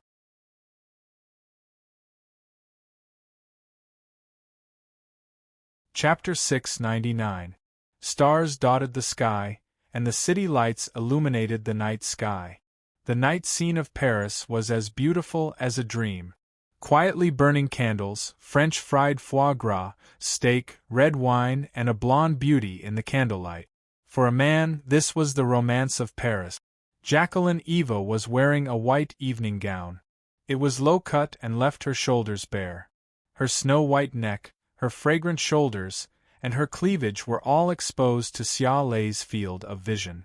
She looked natural and unrestrained, allowing him to admire her beauty. However, what Xia Lei saw the most was the bulge that was covered by the cloth, but he could still clearly see the two granules. Hazy beauty was the most seductive beauty. After a few glasses of red wine, Jacqueline Eva's cheeks were a little red. Mr. Xia, you must be a good drinker, right? Charlotte smiled. Not very good, but red wine can't get you drunk. The alcohol content of white wine in our country is usually 50 to 60%. I can drink a caddy of that kind of wine, or more. My God! Jacqueline Eva's mouth opened wide. You can drink a caddy of such a high alcohol content. If I drink that much alcohol, I'll be drunk to death. I'm so disappointed. I wanted to get you drunk, but now it seems that I can't do it. I'm almost drunk, but you're not even a little bit drunk. Do you want to get me drunk? Then what? Jacqueline Eva pursed her lips and smiled, with a hint of temptation. What do you want to do? Charlotte coughed. My question is, what do you want to do after you get me drunk? What do you think I want to do? Is this a French tongue twister? Ha ha! Jacqueline Eva giggled. Her laughter was pleasing to the ear, and her blue eyes were filled with lust. Charlotte looked away and glanced in the direction of the door. At that moment, the door disappeared from his left eye's field of vision, and two special forces of the French National Gendarmerie standing at the door suddenly entered his field of vision. Then, his eyes moved to a wall. A second later, the space behind the wall also entered his left eye's field of vision. There were two people in that room, a laptop and a monitoring device. Both of them were wearing casual clothes, headphones on their heads, and staring at the laptop monitor. The monitor of the laptop was showing the real-time impact of his dinner with Jacqueline Eva. Xia Lei withdrew his gaze and looked at Jacqueline and Eva with a smile. He seemed to be in love with her. He knew very well that this was not Jacqueline Eva's home, but a place specially prepared by the French intelligence department. The two gendarmes outside the door were responsible for protecting him and Jacqueline Eva, while the two French intelligence agents in the next room were responsible for monitoring him and Jacqueline Eva. The French government was really willing to spend. In order to get his technology, they even sent a beautiful agent like Jacqueline Eva to his door. In the intelligence world, beautiful women were the easiest to get information because their bodies were the most powerful weapons to conquer men. Mr. Xia, I have prepared the perfume you wanted for you. Jacqueline Eva obviously did not want to play French tongue twister with Charlotte. Marie's desire? Charlotte pretended to be moved. That's great. Can I see it? You can get it yourself, Jacqueline Eva said. They are under my chair. Under the chair? Charlotte's eyes instantly penetrated the dining table and the wooden dining chair under Jacqueline Eva's buttock. Sure enough, there were 3 bottles of perfume hidden under the dining chair. Jacqueline Eva used a plastic bag to stick them to the wooden board under her buttock. Was this also a reflection of the romance of Paris? A sweet smile appeared on the corner of Jacqueline Eva's mouth, and her voice was filled with temptation. Mr. Xia, do you want it? If you want it, take it. Charlotte smiled. He put down the napkin, got up, and walked to Jacqueline Eva. Jacqueline and Eva shifted their chairs so that they were facing Charlie. But she did not get up to make it convenient for Charlotte to take the perfume. She still sat on the dining chair and looked at Charlotte with a smile. Her legs were separated at a 20-degree angle, like the door of a treasure house. To get the treasure, one had to go through her door. Her door was slender and round, as if carved out of ivory. Oriental women had a beautiful face and delicate skin.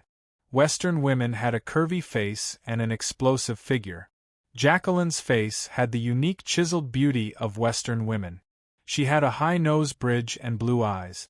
If these features could not attract men, then her body would be her ultimate weapon to conquer men. With a height of 1.92 meters, big buttocks, slender waist, and long legs, how many men could resist her temptation? You can actually help me take it out. Charlotte stared at her legs and said, They're very precious.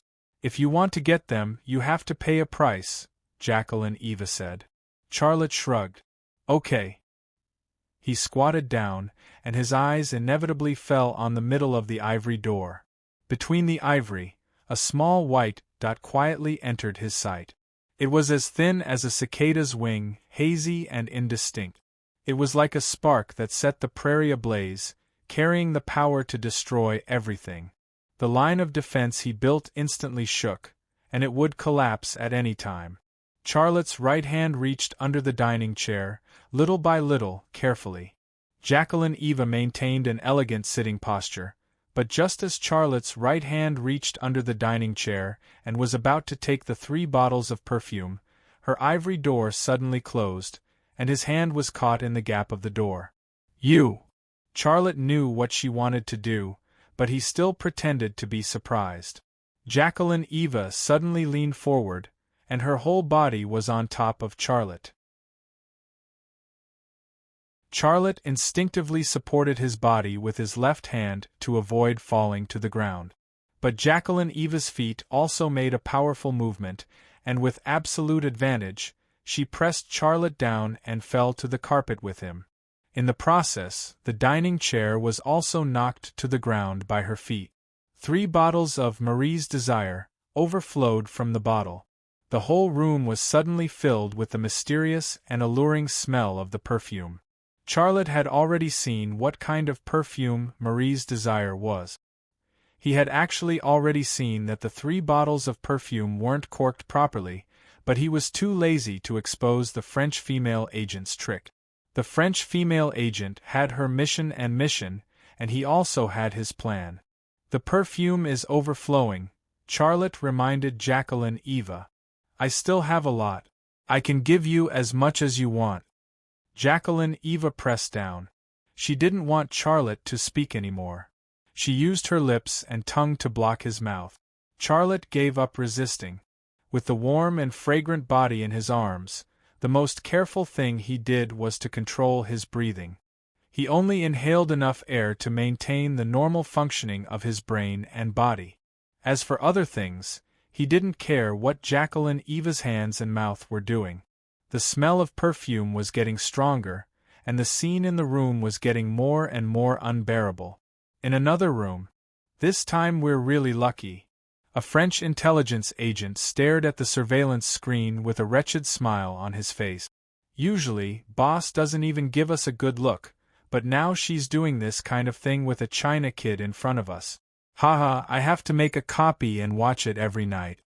"You're looking for death. Boss is the ace of our pool. I don't need to tell you how powerful she is, do I? If you make a copy of her video, she'll find out in 100 ways, and then you'll be finished," another said. Pool was a nickname for the French General Directorate of Foreign Security. Because its headquarters was located in Mortier's old barracks near the Tourville Pool in the 20th arrondissement of Paris, it had this strange nickname. The General Directorate of Foreign Security was a very important intelligence agency in France. Not only did it manage and coordinate all the intelligence and spy departments in France, it was also the largest intelligence and spy organization in France. It gathered the most elite spies and agents in France, collecting intelligence, anti-terrorism, assassination, and subverting hostile regimes all over the world. It was almost a copy of the CIA. Jacqueline Eva was a trump card of the pool. Just from this point, it wasn't difficult to see how determined the French government was to get their hands on Charlotte's technology. "I'm just saying. I don't want to die for no reason. It's good that you understand that. Damn, that China kid got lucky." Boss is recognized as the most beautiful woman in our pool. Wow, it's starting. I can't take it anymore. Damn, I have to find a chicken after work. Let's go together. Otherwise, we will suffocate. Isn't that China kid too strong? Otherwise, why do you think boss is working so hard? If I could do it with boss like that China kid, I would be willing to not receive a salary for a year. Dream on. How much do you earn in a year? Do you know how much money that China kid has? Almost 2 billion euros. He can kill you with money. However, at this moment, Jacqueline Eva on the laptop monitor suddenly said, "Mr. Xia, What price do you want the French government to pay for your Thunder Dragon intelligent machine tool, your XL 2500 sniper rifle and Gale assault rifle production line before you reach a deal? The avionics system of the Charles de Gaulle aircraft carrier. Charlotte's words sounded a little confused. Apart from this? I want this, and you, if the French government agrees, but you need to replace the Brontosaurus Smart Machine Tool with the second generation, are you willing? I won't do it. Agree, let's sign the agreement now, okay? Jacqueline Eva's voice sounded like a dream. Charlotte's eyes became dull, and he said mechanically, I will. In front of the laptop, two agents from the General Directorate of Foreign Security looked at each other and then high-fived. It's done. Boss is boss. After this mission, she will be promoted again. With the signed document from that China kid, we don't have to worry about him not giving in. If he doesn't give us what he promised, we can detain him indefinitely and even put pressure on China. This kind of thing, even if it is brought to the International Court of Justice, he will lose. Let's make a bet. Will boss sign the document with that China kid after the mission, or will she stop now? After I finish the bet, you will lose. Look at how much boss is enjoying now. She won't care about wasting a few minutes. A few minutes? I don't think she can deal with that China kid in half an hour, right? I'm going to lose? I think you're going to lose. I'll bet 50 euros with you. Deal. The two agents from the General Administration of External Security high-fived again. But at this moment, the curtain was suddenly blown open by the wind. The two agents from the Directorate General of External Security reacted very quickly. The moment the curtain was blown open by the wind, they looked over. But at that moment, a figure appeared at the window.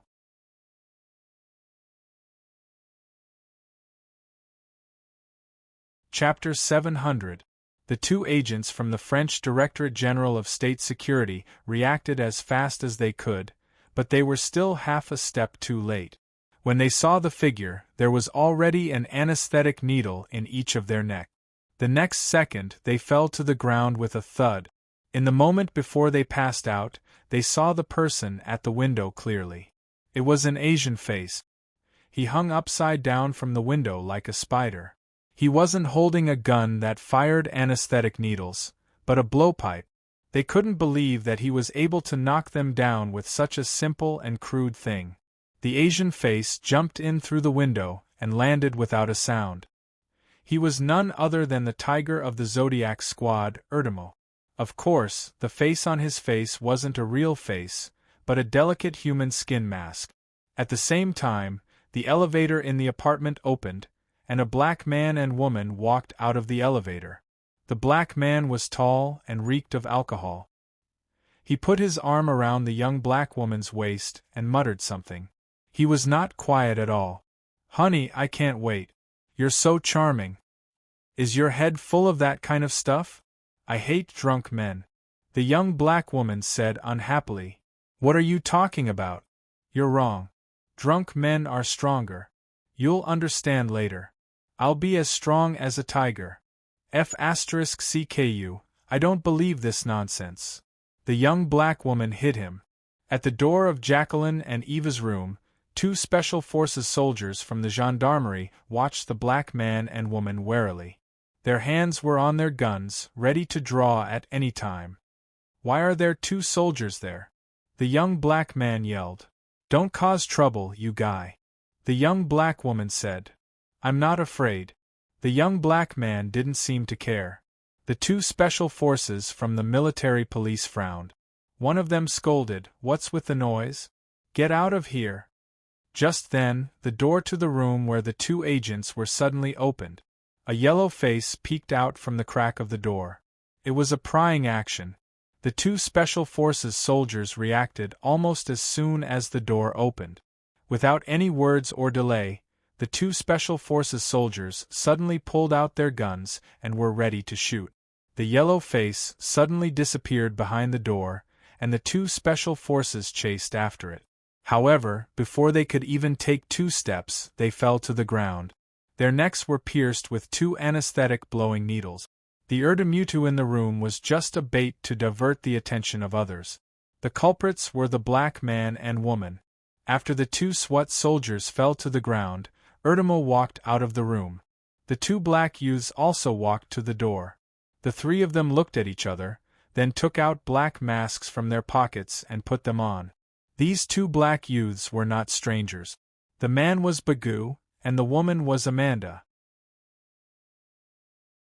After the 3 of them were ready, Bagoo suddenly kicked open the door. The 3 of them rushed in. The room was filled with a scene that made people blush. The men were in a daze, and the women were unable to suppress their excitement. If the man was described as a steed, then the woman would be a medieval pig rider. She urged her horse to gallop forward, heading straight for the root of the problem, but it was this blood-boiling scene that stopped the moment the 3 masked men rushed into the room. Jacqueline Eva rolled down from Charlotte's body and threw herself at the head of the bed. There was a pistol hidden under the pillow on the bed. Erdemo instantly raised the blowpipe in his hand, and with a puff of his cheeks, he pushed it forward. With a soft puff, an anesthetic needle appeared in Jacqueline Eva's butt. The needle in her butt, but the medicine on the needle couldn't make Jacqueline Eva unconscious immediately. However, she still couldn't get the pistol hidden under the pillow. Just as she threw herself at the side of the bed, Amanda caught her by the waist and used the inertia to throw her to the ground. "Who are you?" Jacqueline Eva said in horror. "You want to—" Amanda punched the back of Jacqueline Eva's head. Jacqueline Eva's head hit the floor.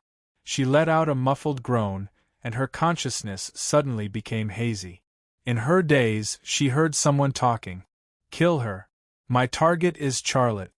It was a man's voice. "No, Boss Knight Moshe has already made it very clear. Don't cause unnecessary trouble." It was a man's voice. "We've already caught Charlotte and our goal has been achieved. There's no need for us to kill this French woman. She's from the French intelligence department." It was a woman's voice. "Killing her will cause big trouble. Then let's go and take Charlotte away." It was a man's voice. Jacqueline Eva tried to open her eyes a little, and she saw 2 men wrapping Charlotte in a blanket. The woman took Charlotte's clothes away. The 3 of them were very fast, and in the blink of an eye, they disappeared from her sight. The anesthetic began to take effect, and she became more and more hazy. In the end, she didn't know anything. After entering the elevator, Bagoo put Charlotte down. Amanda handed him some clothes and a human skin mask that she had prepared beforehand.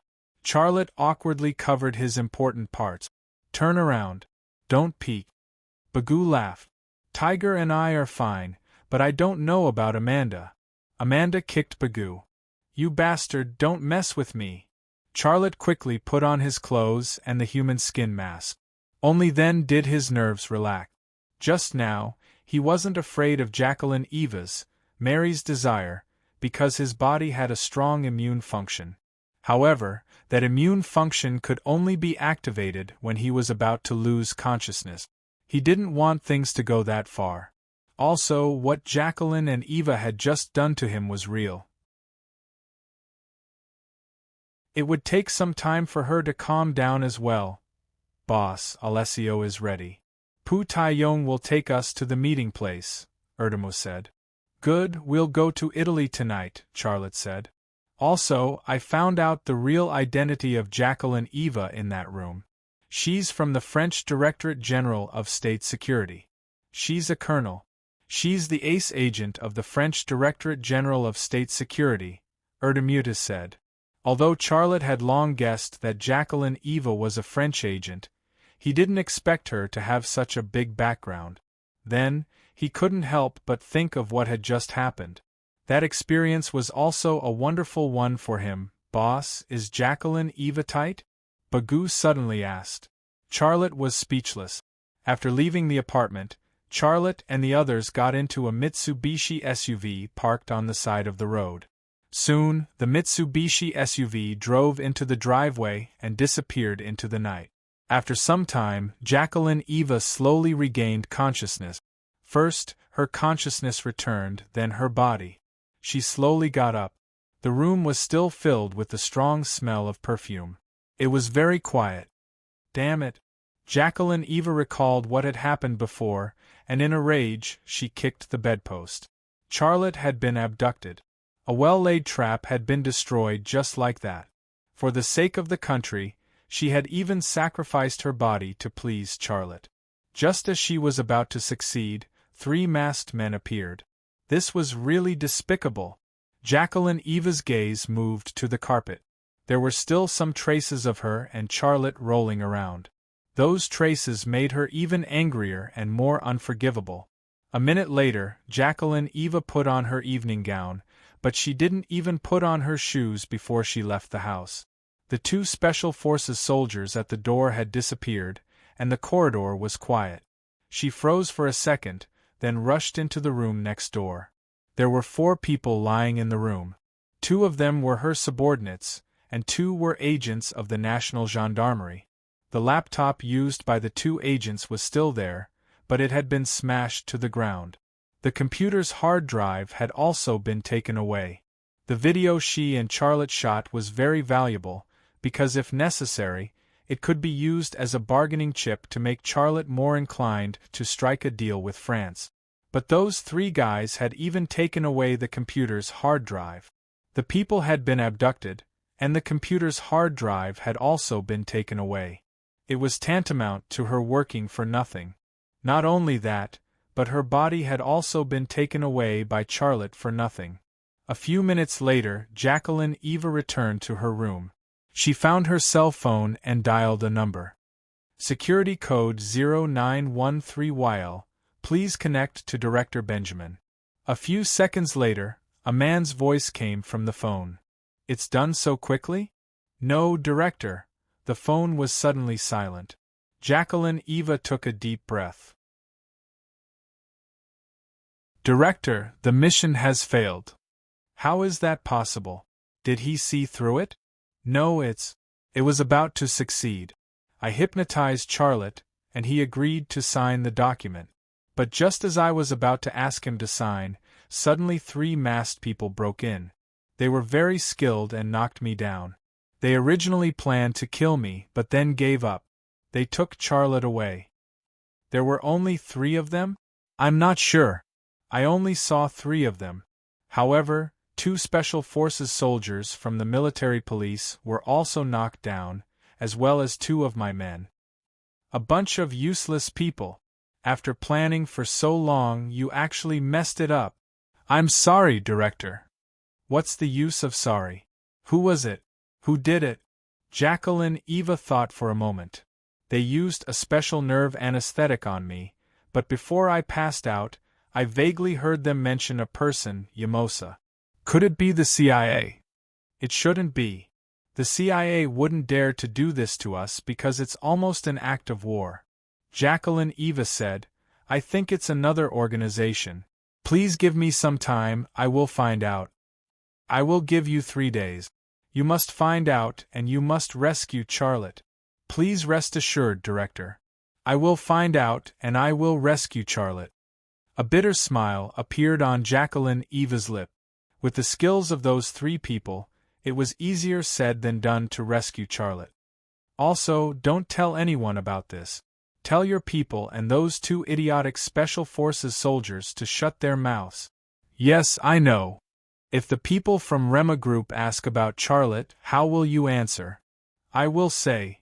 Jacqueline Eva thought for a moment. I don't know. There was no sound on the phone. Jacqueline Eva was in a daze for a while, and then she sat on the bed. She looked at the marks on the carpet, her mind full of memories.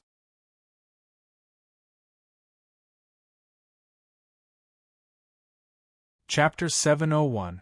One day later, in the small town of Bobbio in northern Italy. When he arrived at this place, Charlotte felt a sense of déjà vu. It wasn't because he had been here before, but because of the landscape painting that Peaceful had painted.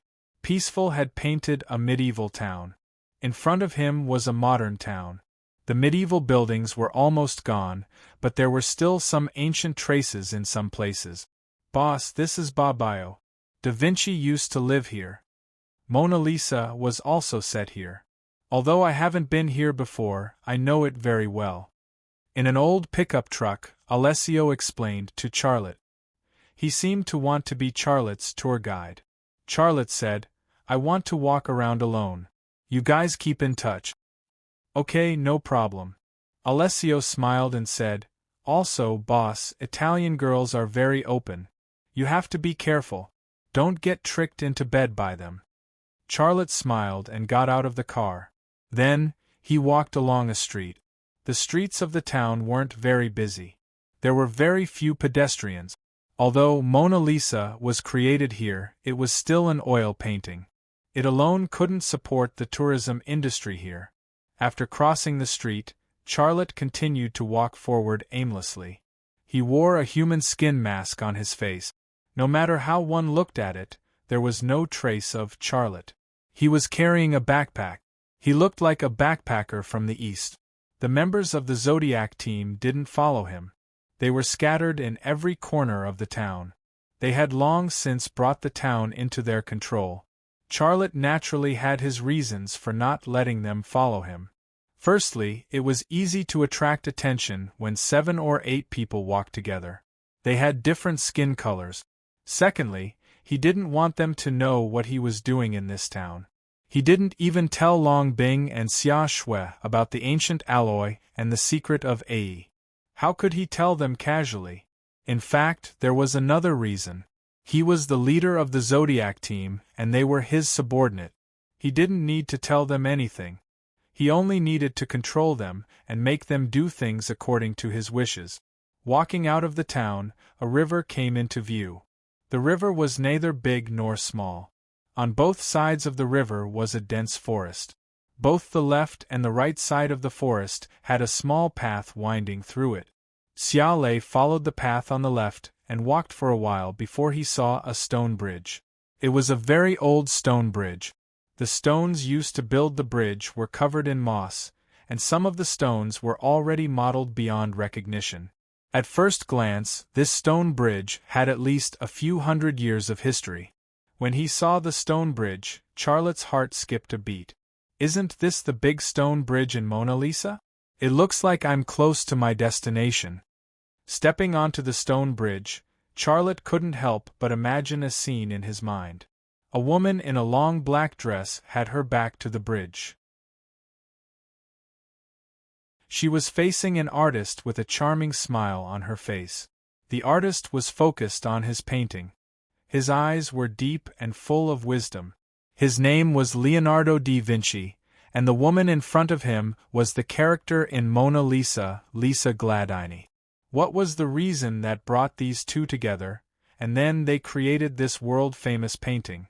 This was a question that only Da Vinci himself could answer. Thinking of Da Vinci, Charlotte couldn't help but have a new question in his mind. That was, when did Da Vinci write the map and his message in pencil on the painting? Why would he hide such important information in an oil painting? After all, he certainly couldn't have predicted that this oil painting would become the world's most famous painting. While thinking, Charlotte's gaze shifted to the bottom of the stone bridge. He saw an old man fishing. The old man had silver hair and was very tall. His appearance and build were typical of Caucasians. When Charlotte saw the old man also looked over and saw him. Hey, young friend, are you here for a vacation? The old man took the initiative to greet Charlotte, looking very friendly. His accent was also pure Italian. Charlotte nodded and said, "Yes, I like this place. You won't be disappointed. This is the most beautiful place in all of Italy. Walk around, you'll definitely find something. Good luck." The old man waved at Charlotte. "Good luck," Charlotte said, and then left the stone bridge. Perhaps Charlotte's words had an effect.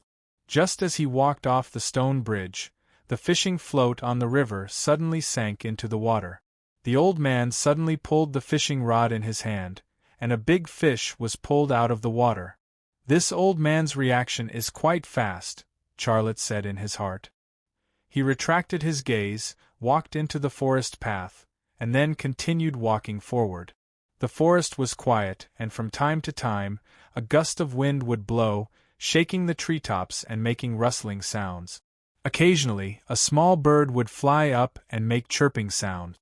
This place didn't have any of the hustle and bustle of the city, and it could bring a kind of spiritual peace. Could it be that Da Vinci had passed through here?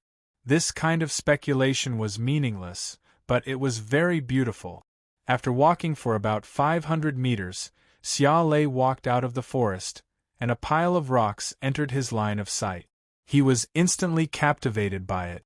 The pile of rocks wasn't natural stone, but stone that had been chiseled by a stonemason. It was stone bricks used for construction. The oil painting that Peaceful had painted appeared in his mind again. It was a house, a hillside behind the house, and a tombstone at the bottom of the hillside. His line of sight moved away from the ruins and looked behind him. Then, a hillside entered his sight. The terrain was exactly the same as the hillside behind the house that Peaceful had painted. Found it! Charlotte's heart was filled with excitement as he quickly walked over. A few minutes later, Charlotte arrived at the ruins. Pieces of stone were scattered in the grass. The cracks, moss, and missing parts were all evidence of age. They were at least a few hundred years old. Some of the stone had carvings on them, and most of them were related to religion. There were crosses, Virgin Mary, and Holy Children. In Peaceful's painting, a young man wearing jeans and carrying a backpack was looking in the direction of the hillside. Now, Charlotte was standing in the same spot. He was also wearing jeans and carrying a backpack.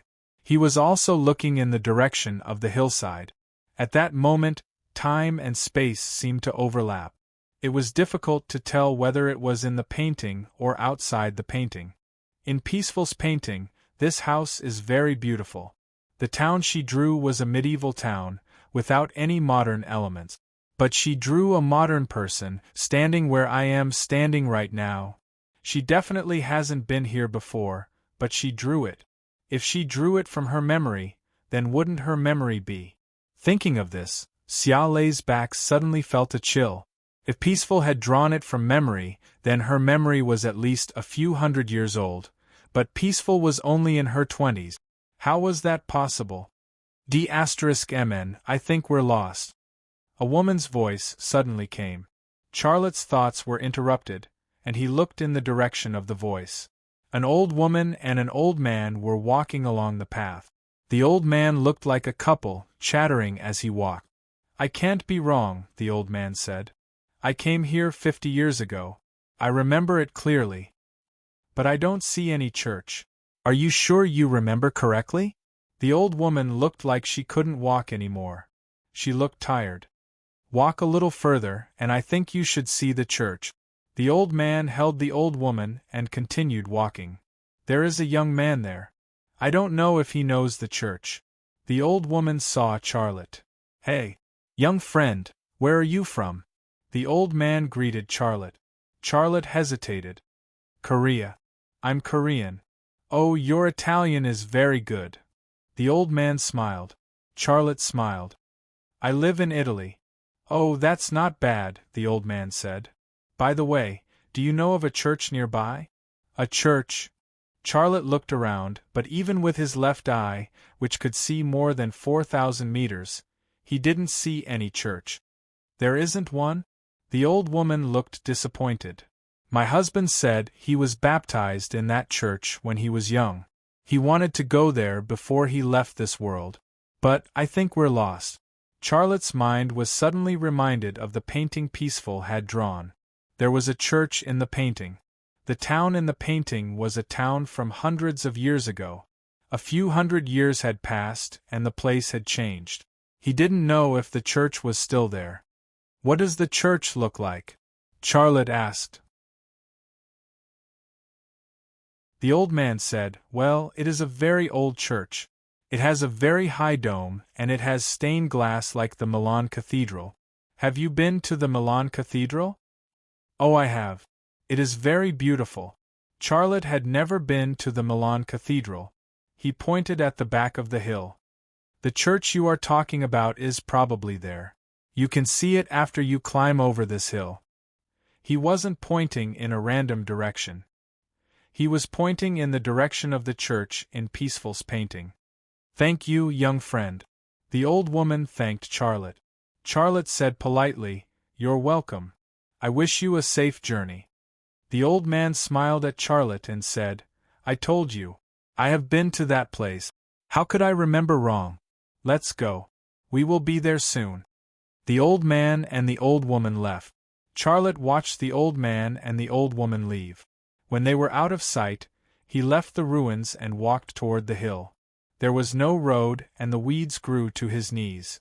There were no tombstones in front of him. There were weeds and weeds. Suddenly, the grass in front of him moved. Charlotte's nerves tightened. He placed one hand on his waist. He had a Viper pistol on his waist. If something unexpected happened, he wouldn't hesitate to use it. Rustle, rustle, rustle. There was a sound coming from the grass.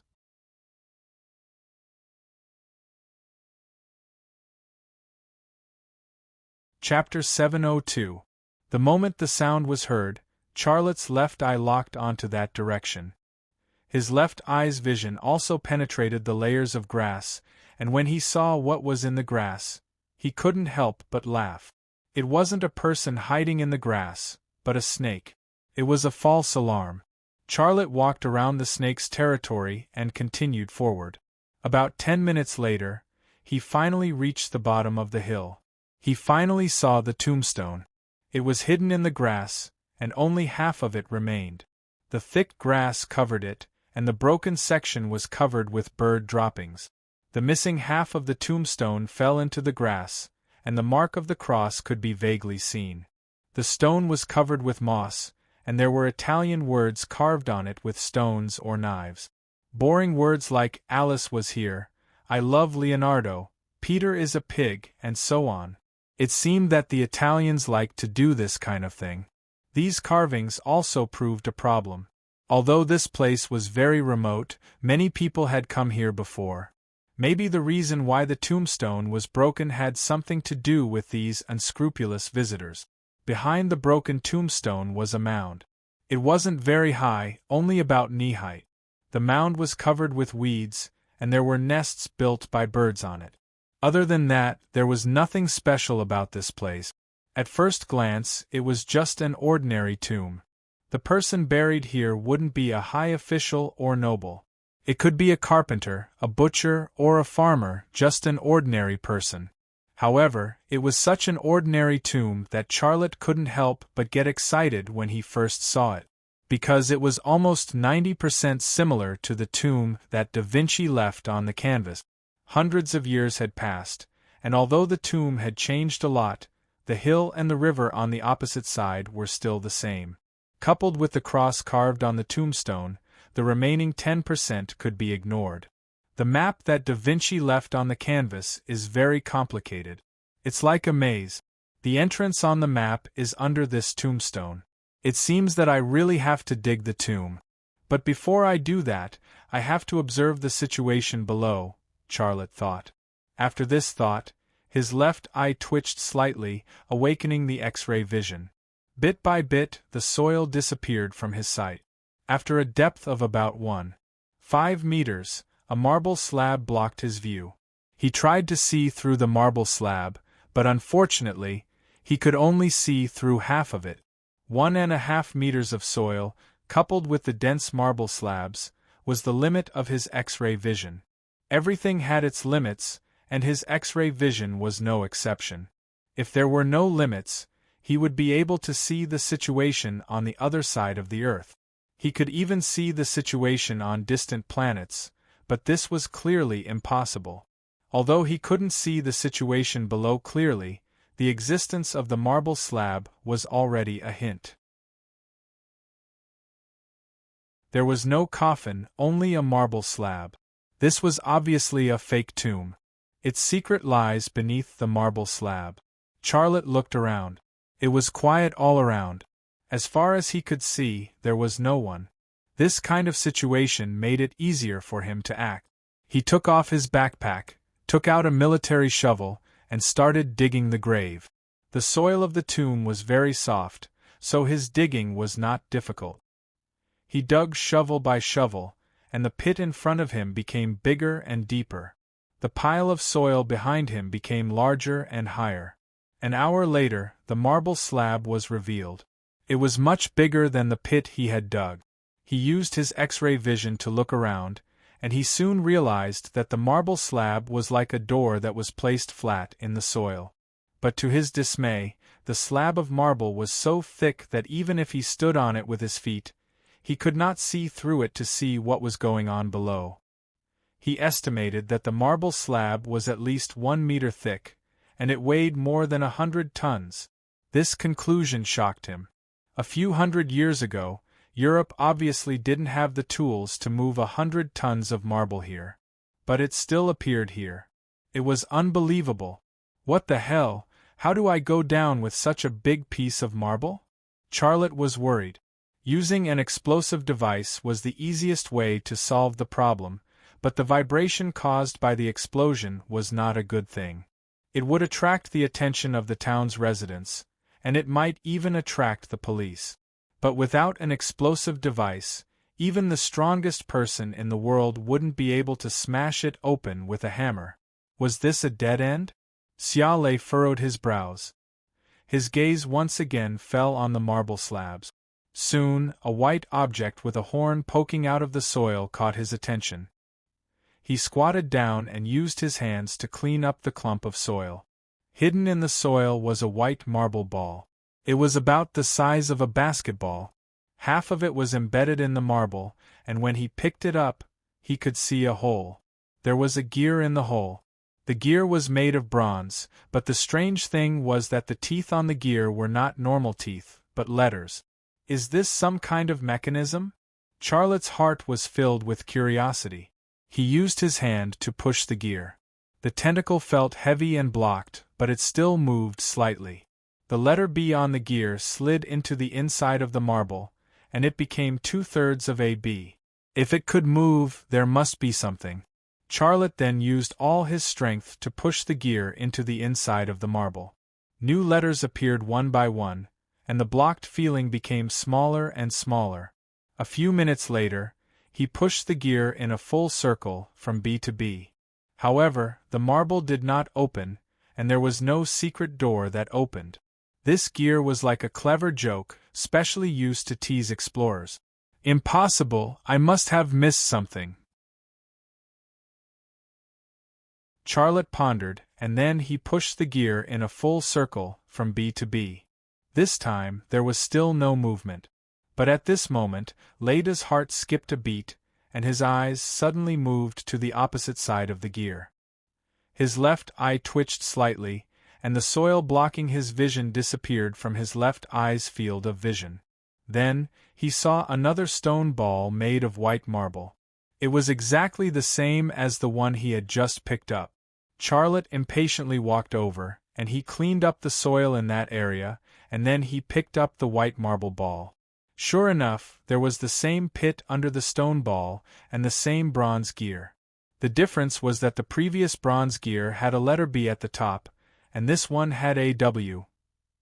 Charlotte used his hand to push the gear, and this bronze gear was quickly pushed. He pushed the bronze gear from W to W. Still, there was no movement from the marble. These two bronze gears were obviously the mechanism, and the letters were also the key to activating the mechanism, but he had already tried all the letters. Why was there still not the slightest movement? As he thought about it, the Mona Lisa painted by Da Vinci suddenly appeared in Charlotte's mind, and at that moment, he seemed to understand something, and he could not help but smile. Then he got up and walked to the front of the first bronze gear, and pushed the gear to move the letter A to the top of the bronze gear. After that, he went to the front of the second bronze gear, and moved the letter E to the top. Crack, crack, crack, a strange sound came, and the marble slab under his feet also shook. The letters A and E were indeed the password to open the marble slab, and Da Vinci had already left this password in the smiling eyes of the Mona Lisa. The shaking grew stronger, as if there were hundreds of thousands of gears turning, generating kinetic energy to open the incomparably heavy marble slab.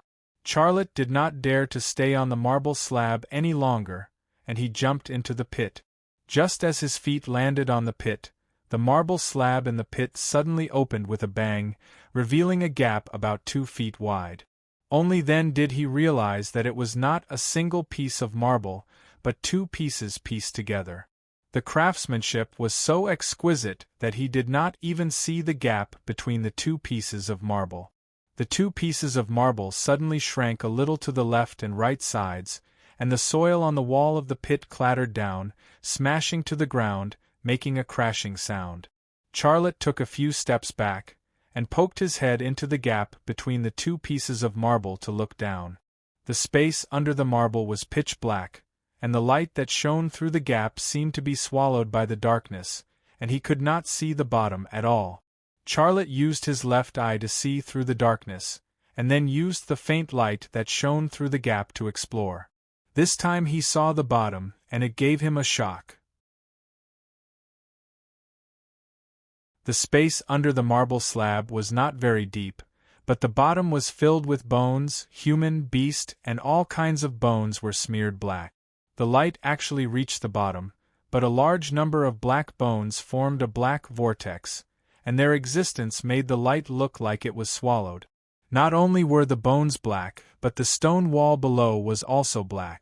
Black bones, black stone wall, and the space under the marble slab was a black world, as if it would swallow everything, even light could not escape. Charlotte suddenly remembered Princess Yong Mei's description. She was trapped in a dark world, no sound, no light, no temperature, nothing. She did not want to stay inside, even for a second. Such a design, could it be that Da Vinci also studied the space inside the box? He knows more than me? Charlotte's heart came up with such a guess. No matter what, he was already here, even if it was a scary place, he had to go down and explore. A few minutes later, Charlotte used the rock climbing equipment in his backpack to slide to the bottom. Standing on the black bones, he could see the gap between the marble slabs, and the faint light that shone through the gap.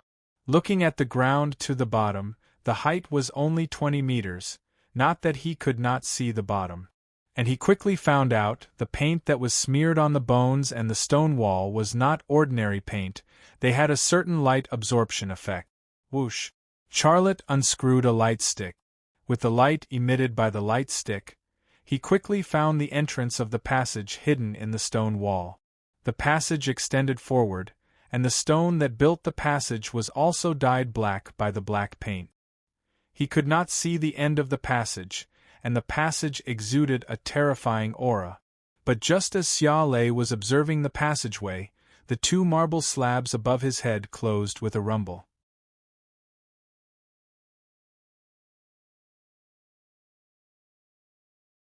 Chapter 703. The light above his head disappeared, and there was no sound around him. The moment the marble slabs closed, it was as if he was the only living person left in the entire world. Fear spread through his body in that second, growing stronger and stronger. He was no longer thinking about how to explore this underground world, but how to get out. Charlotte's first thought was to call the members of the Zodiac Squad and ask them to blow up the 2 slabs above his head with an explosive device. But after he took out his phone, he realized that even the satellite phone had no signal. He began to regret not letting the members of the Zodiac Squad follow him. If the members of the Zodiac Squad followed him, they would definitely have a way to open the 2 slabs above and rescue him. But based on the current situation, this method was obviously not going to work. Then, he searched the square hall under the marble slabs. To his disappointment, there was no mechanism to open the slabs. There was nothing but black bones and black rock. However, in the process of searching for the mechanism, his emotions slowly calmed down. In order to unlock the secrets of the ancient alloy fruit and AE, I did not hesitate to become the enemy of the CIA and the FA organization. I almost died a few times. Compared to those dangers, what is this maze in front of me? Since I'm here, I want a result. I don't believe that Da Vinci went through so much trouble just to trap me here. With this thought, Charlotte's heart became calmer. He walked into the tunnel with the glow stick in his hand, with the determination to not look back until he hit the south wall. Tap tap, tap tap tap. The sound of footsteps echoed in the tunnel and traveled far away, also colliding with the black stone walls, giving the impression that there were many people walking. Coupled with the elements of eerie, cold, and black, this underground maze exuded a terrifying atmosphere. Charlotte's walking speed was not fast, and he seemed to be very careful. He had to pay attention to everything, the air, the terrain, and even the stone tiles under his feet. He had to carefully observe everything to avoid any accident. Fortunately, this underground maze seemed to be a closed space, but the air here was not stuffy, it seemed to be flowing. This discovery at least confirmed one thing, and that was that he did not have to worry about dying here due to lack of oxygen. The passageway soon came to an end. After a turn, 3 passageways appeared in front of them, one to the left, one to the right, and one straight ahead. Both the left and right entrances had dried corpses lying on them. The corpses were well preserved, and the faces of the deceased were clearly visible. Both corpses were dressed in white robes and leather armor, with the emblem of the Crusaders branded on their chests. Beside the corpses were weapons. One was a heavy hammer, and the other was a 2-handed axe. Whether it was the hammer or the 2-handed axe, they were all rusted. It was obvious that they were antiques that were hundreds of years old. There was no way to find out why the 2 Crusaders were here, but Charlotte knew how they died. The bodies of the 2 Crusaders were covered with crossbow bolts. Some of the bolts pierced through their bodies, some pierced their chests, and some pierced their skulls. It was a terrifying sight to behold. From the position of the corpses and the direction of the arrows, it could be seen that they were shot from the left and right side of the tunnel. The left and right side of the tunnel seemed to be a dead end with many traps. Only the middle tunnel was very clean. There were no corpses or arrows. The passage in the middle seemed to be the way out. It was safe. However, Charlotte knew that it was all an illusion. He picked up the hammer beside the corpses on the left side of the tunnel and went to the middle tunnel. With a wave of his arm, he threw the rusted iron sword into the middle tunnel. When the hammer flew out of his hand, he quickly dodged and hid behind the stone wall. The hammer flew into the middle tunnel and fell down. It smashed into a brick on the ground and slid forward. The brick that was hit by it obviously sank a little. In that split second, there was a whooshing sound from the middle tunnel. A large number of arrows flew out like startled sparrows. Ding ding ding! Sparks flew everywhere as the arrows hit the stone wall and the floor. The sound was astonishing, and the number was terrifying. Charlotte, who was hiding behind the stone wall, broke out in a cold sweat. If he chose to go through the middle tunnel, he would have become a human hedgehog by now. But this was not because he was observant, but because of the map that Da Vinci left on the canvas of the Mona Lisa. This underground space was a labyrinth full of traps, and Da Vinci's map pointed to a safe route. However, even if he had the entire map in his head and knew the correct route, he still did not dare to trust Da Vinci. That was why he did the test just now. He did not want to die in vain because he trusted a dead person. After all, it was a map from hundreds of years ago. What if there was a mistake? After the arrows stopped shooting, Charlotte came to the right side of the tunnel. He picked up the 2-handed axe of the Crusader lying at the entrance of the tunnel, then raised his arm and threw it into the right side of the tunnel. Whoosh whoosh whoosh, another wave of arrows flew out like a swarm of locusts. Hundreds of arrows weaved a strangling net in the narrow tunnel. As long as one was in the tunnel, not to mention a person, even a sparrow would not be able to survive. After the test, Charlotte came to the left side of the tunnel. This tunnel was the correct one that Da Vinci had marked out. But he did not rashly walk in. He took off the Crusader's helmet and threw it in.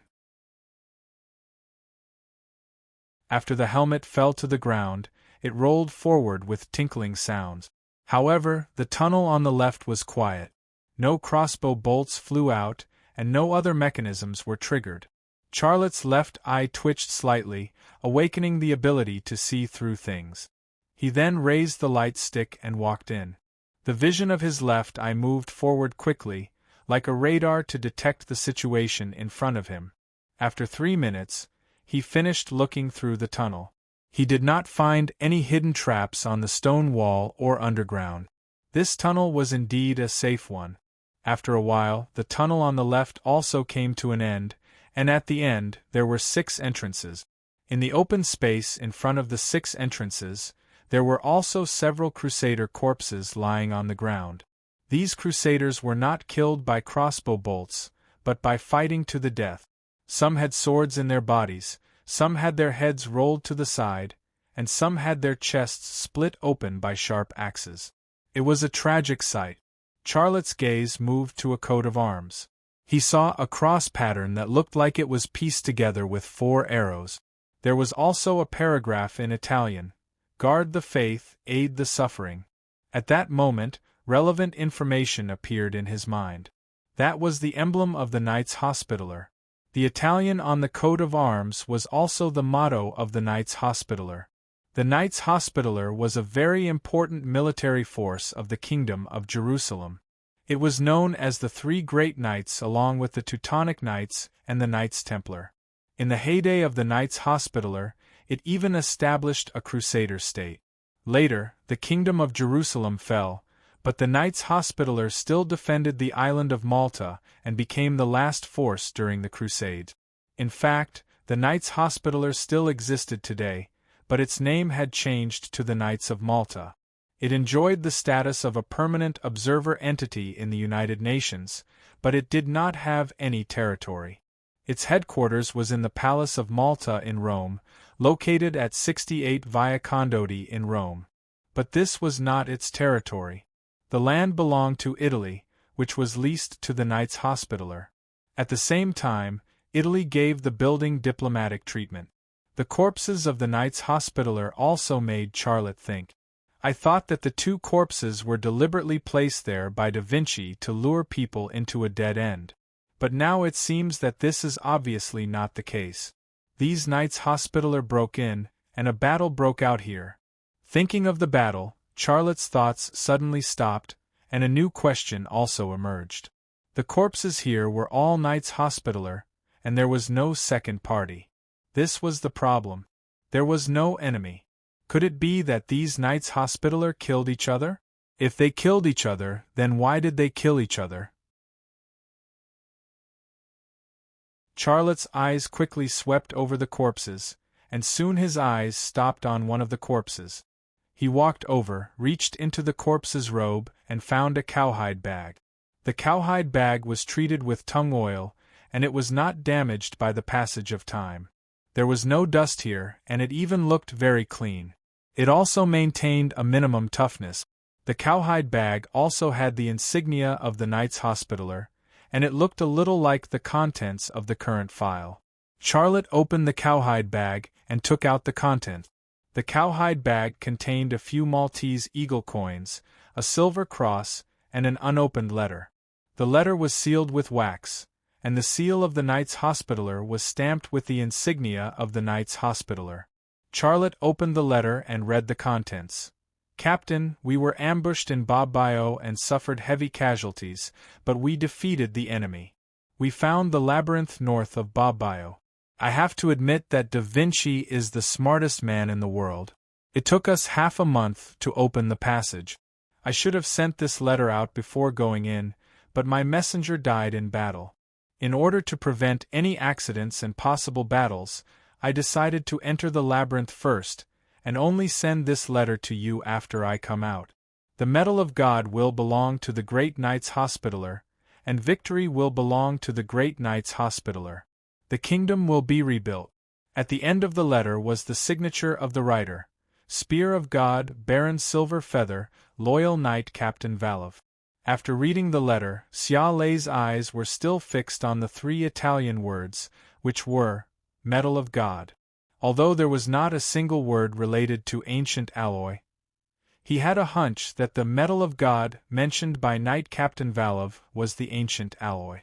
The Knights Hospitaller came here for no other reason than the ancient alloy. At this thought, Charlotte's heart beat violently. Could it be that the last piece of ancient alloy was in this underground labyrinth? Could the thing that Da Vinci left behind be the last piece of ancient alloy? If that's the case, then this expedition was worth it. Wait! Charlotte suddenly thought of the compass, and his excitement disappeared. That compass always correctly points out where the ancient alloy is hidden.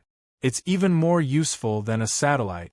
The last needle on the compass is clearly pointing to the sky, but it has never pointed to the direction of Italy. How could there be the last piece of metal in this underground labyrinth? Could it be that the information obtained by the Knights Hospitaller is wrong? Or is there another reason? Whoosh whoosh, suddenly, a gust of cold wind blew.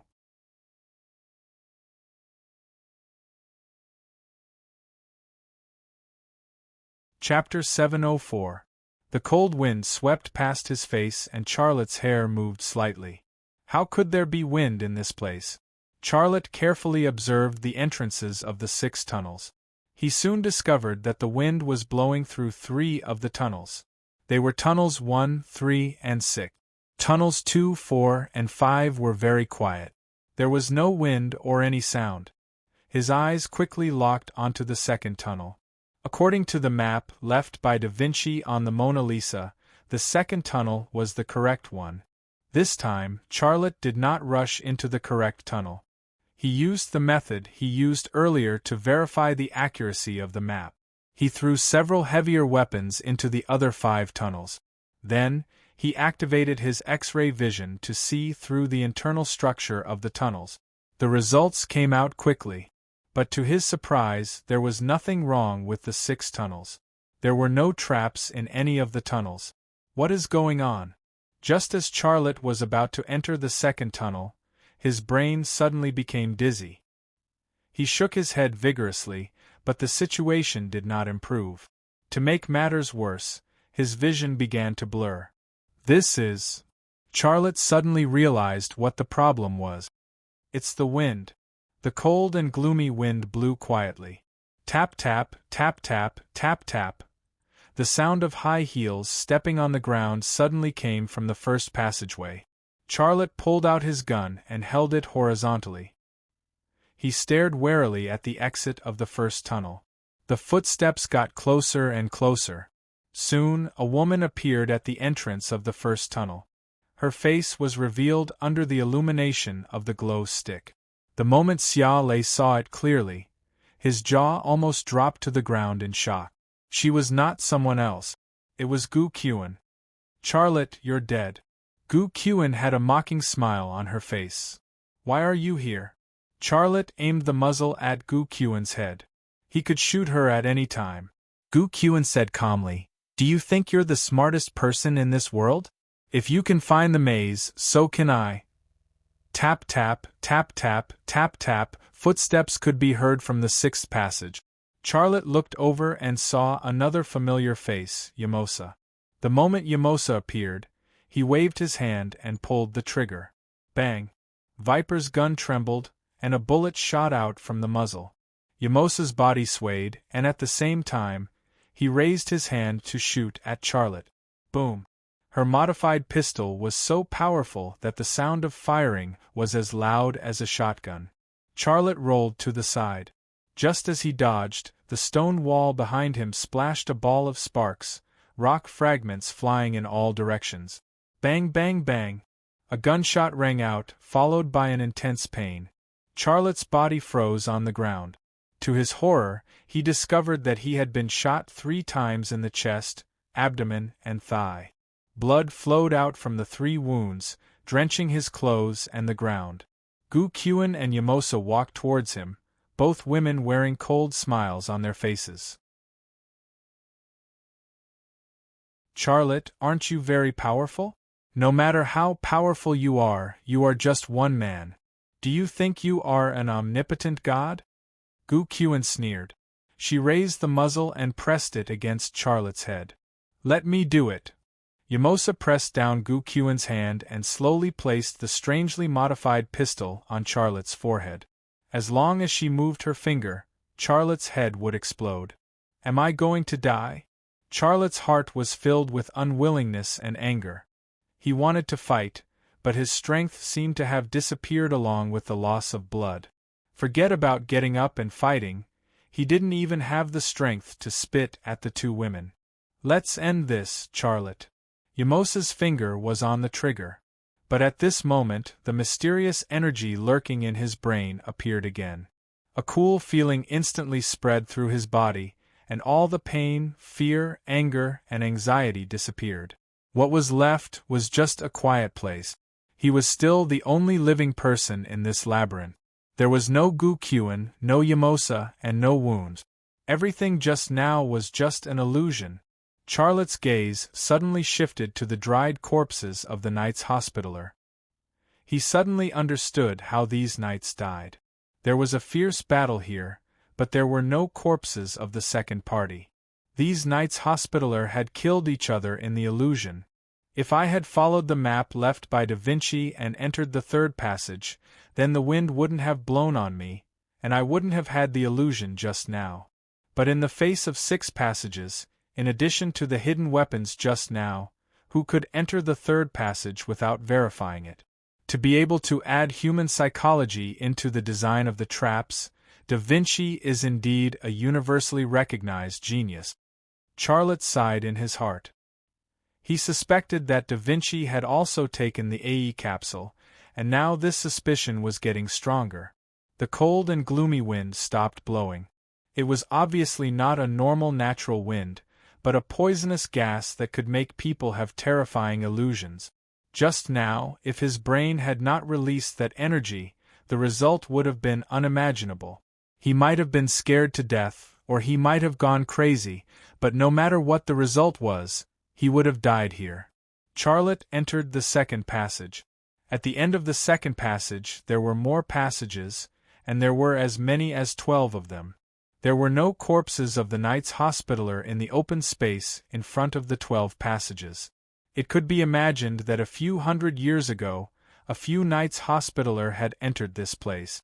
2 of them had died under the hidden weapons, and the rest had died at the entrance of the second stage. In the end, Knight Captain Valov had not been able to obtain the God's Medal, and he had not been able to deliver the encrypted letter to his commander. With the death of him and his men, the secret of the labyrinth also fell silent and lay dormant underground. Until today, it had awakened to welcome a new visitor. This time, Charlotte did not stay too long. He only observed and used his X-ray vision to enter the correct passage. This time, he passed through safely. As he went deeper, the terrain of the labyrinth became more and more complicated. If all of its cross-sections were presented in front of him, it would definitely be the most complicated and dangerous labyrinth in the world. Without the map left by Da Vinci on the Mona Lisa, no matter who came in, they would die. After passing through safely again and again, an hour later, Charlotte came to a wide hall. Black was still the only color here. The floor tiles in the hall were black, and the walls of the hall were also made of black stone. In addition, there were 6 black stone statues and a black sarcophagus in the hall. Charlotte came in front of a stone statue and raised the light stick in his hand. Under the light of the light stick, the stone statue was completely and clearly presented in his field of vision. At that moment, his heart beat violently. The stone statue was not clothed, and it was a man. He had a strong physique, strong and powerful muscles, and a rather exaggerated manly organ. The only thing he did not have was a face. Charlotte moved in front of another stone statue. This stone statue was of a woman. She had a beautiful body, and the sculptor had carved her breasts, buttocks, and even that part of her body. It made people fantasize and be teased by her. However, the sculptor had carved everything except her face. The other 4 statues were the same. None of them had a face. However, although they did not have faces, the 6 statues looked different from one another. They had different physical characteristics. Statue 2 and Statue 5 were both women, but Statue 2's breasts were obviously bigger than Statue 5's. Statue 5's buttocks were perkier, and her legs were longer. Statue 1 and Statue 3 were both men, but the former's penis was longer than the latter's, and the latter's muscles were more developed. The weird painting that Peaceful had drawn appeared in Charlotte's head again. In the painting there were 6 people, 3 men and 3 women. They used their bodies to form the shape of a box, and they did not have faces. It was not a coincidence. It was a message. Charlotte walked over to the sarcophagus. On the lid of the sarcophagus was a name. Leonardo di Ser Piero da Vinci. That was da Vinci's name. The name stunned Charlotte. Before coming to Italy, he had looked up all the information about da Vinci. He clearly remembered that Leonardo da Vinci had died in France in 1519. His body had been buried in a French church, but the church had been destroyed during the French Revolution in 1789. In 1874, Leonardo da Vinci's body had been reburied in the chapel of Saint Hubert in the Château d'Amboise in the Loire Valley. Another theory was that the French Revolutionary Army had been short of supplies, and in order to obtain supplies, they had dug up graves. The Revolutionary Army had thrown da Vinci's body into a mass grave just for a burial cloth. Until now, no one had been able to find his body. His grave was just a cenotaph. If da Vinci's body had been buried next to the St. Hubert Chapel, or had been thrown into a mass grave by the Revolutionary Army, then what was going on with the sarcophagus before him? The mysteries came one after another, and Xia Lei felt that his super brain was not enough to handle them all. He activated the X-ray ability of his left eye and tried to see the situation inside the sarcophagus. His gaze had indeed passed through the sarcophagus, but it was an absolutely dark space inside. There was no light at all. All he could see was darkness. After a minute, he gave up. He tried to push open the lid of the sarcophagus. There was a layer of resin between the lid and the body of the sarcophagus. After hundreds of years, the resin had dried up and was as hard as stone. It was a kind of sealing, but now it had become a problem for Charlotte. Charlotte took a few steps back, took out his gun, and fired 2 shots at the corner of the sarcophagus and the lid. Bang! The impact of the bullets caused a corner of the stone material to fall off, and part of the resin that was being analyzed was also destroyed. Bang bang bang, gunshots rang out non-stop. Bullets flew out from the muzzle and hit the same spot. Not much of the stone material at the corner was destroyed, but the structure of the resin was destroyed. The cracks grew larger, and the hot bullets caused the resin to show signs of melting. After emptying one magazine, Charlotte took out the military knife that he always carried with him. He put the knife into the analysis and used the principle of a lever to pry open the sarcophagus. Even though the resin had dried up and was as hard as stone, it was not a part of the sarcophagus. After more than 10 minutes of hard work, Charlotte finally pried open the sarcophagus. Whoosh! The sarcophagus rubbed against the sarcophagus and slowly moved away. The scene inside the sarcophagus entered Charlotte's sight.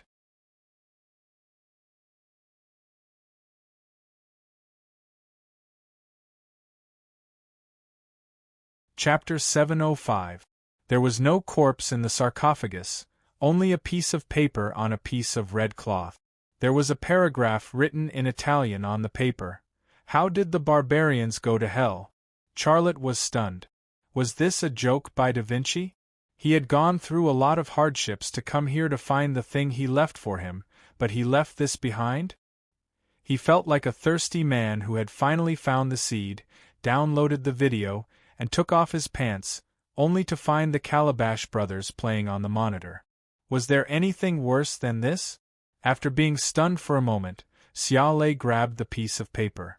Just as he was about to tear it into pieces, he suddenly thought of something.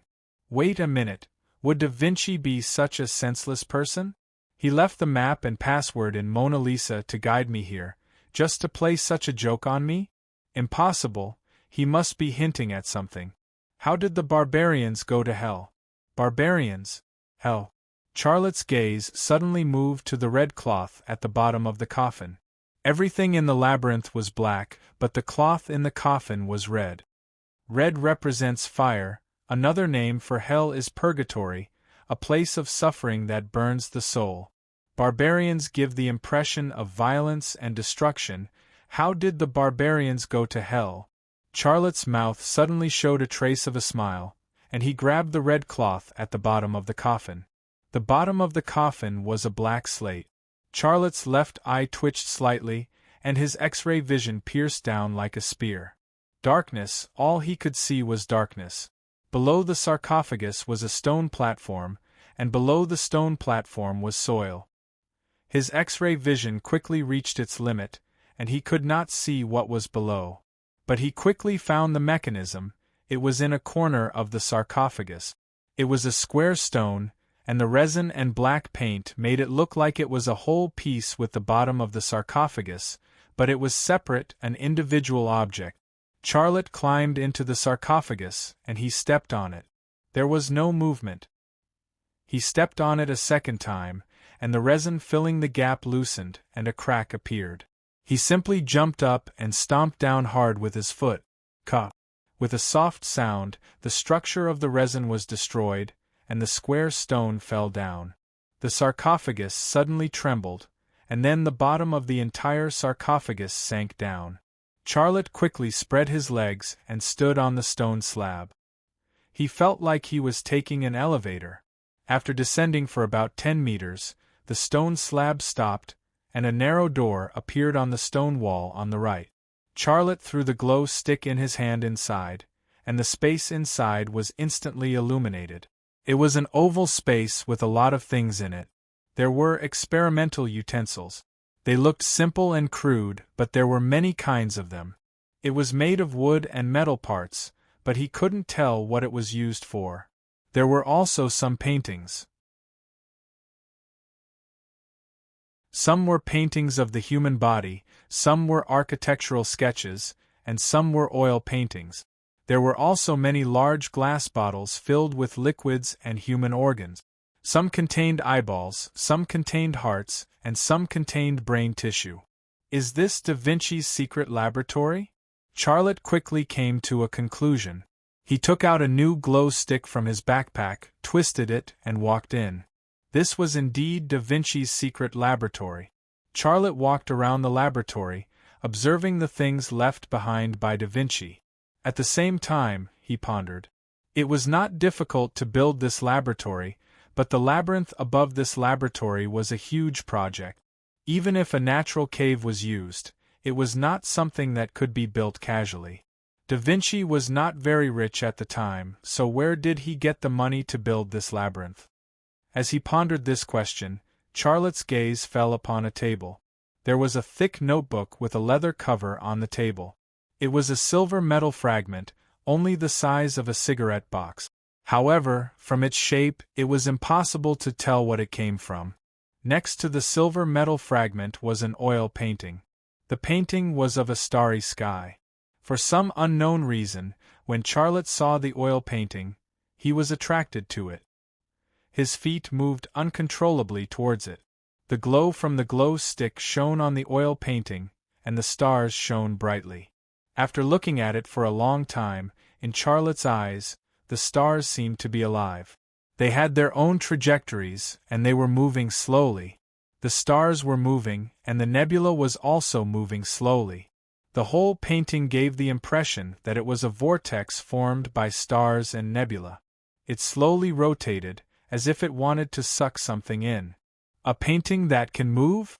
Charlotte was shocked. Then, he was surprised to find that the painting was not painted with paint, but with some kind of mineral as paint. However, as Charlotte was concentrating on this strange oil painting, he did not notice that the alloy pendant on his neck seemed to be attracted by a magnet. It broke free from gravity and quietly floated up, slowly approaching the oil painting. However, Charlotte still noticed it. Just as the alloy pendant floated out of the vertical line between his chin and the ground. What is going on? Charlotte was shocked and hurriedly stepped back. A ray of white light suddenly flew out from the alloy pendant and entered the oil painting. This change was too fast.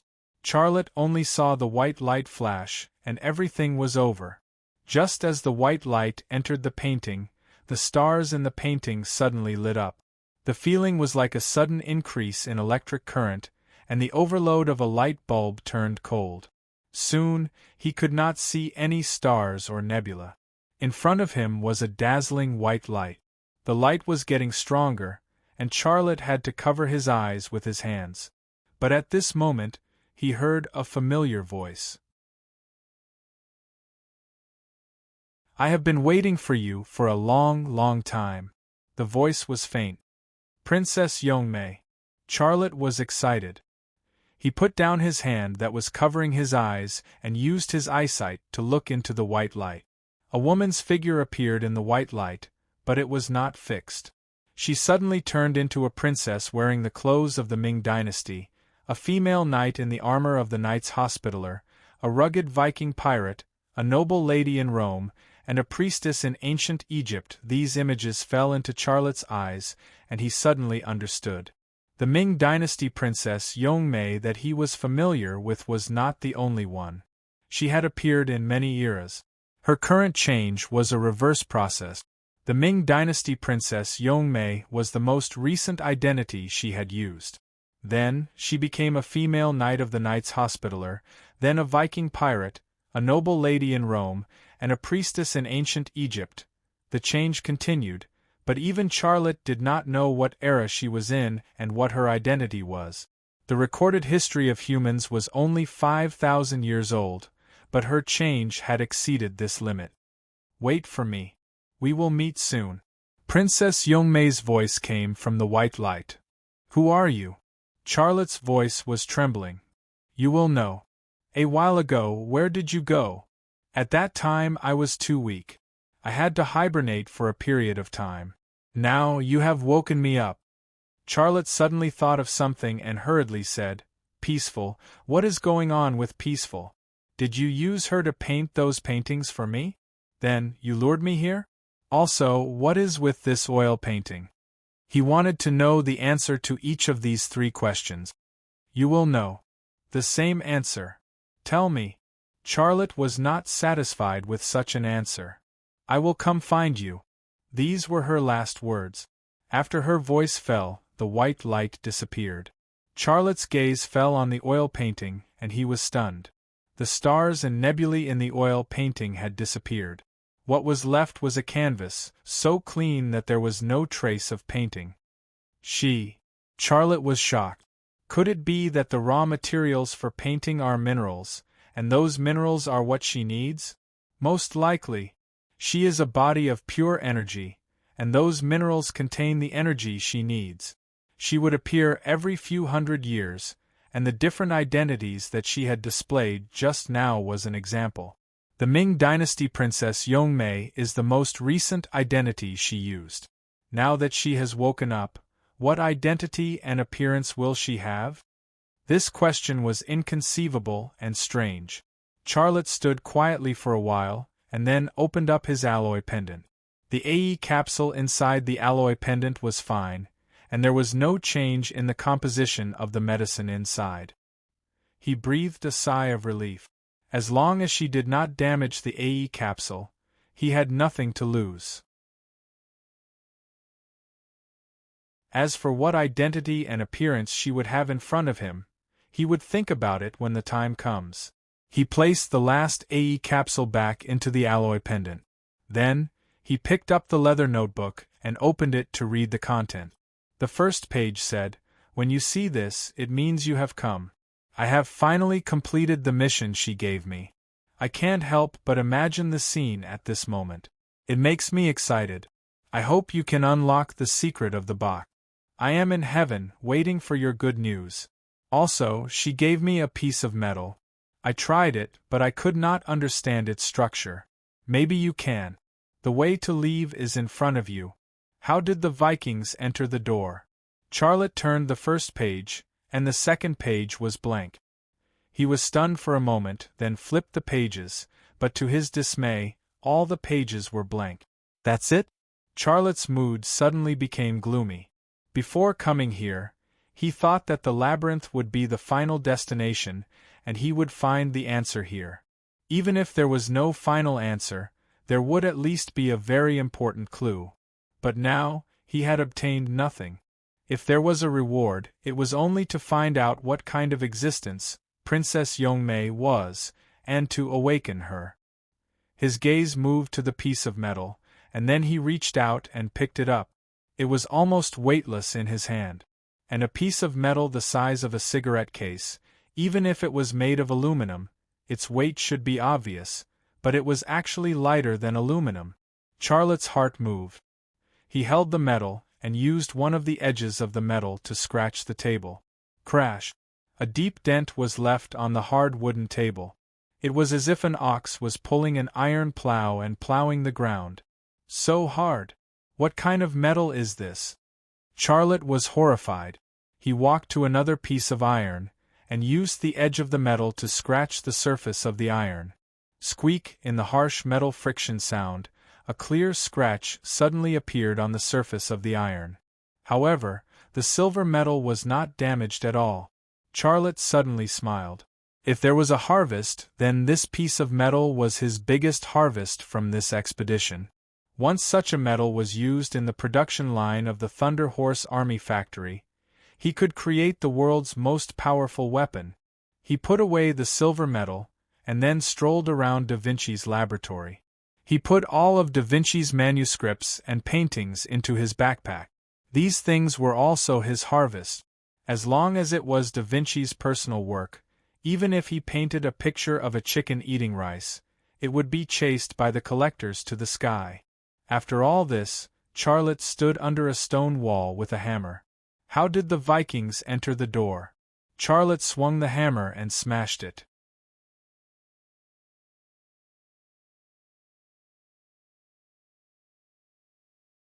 Chapter 706.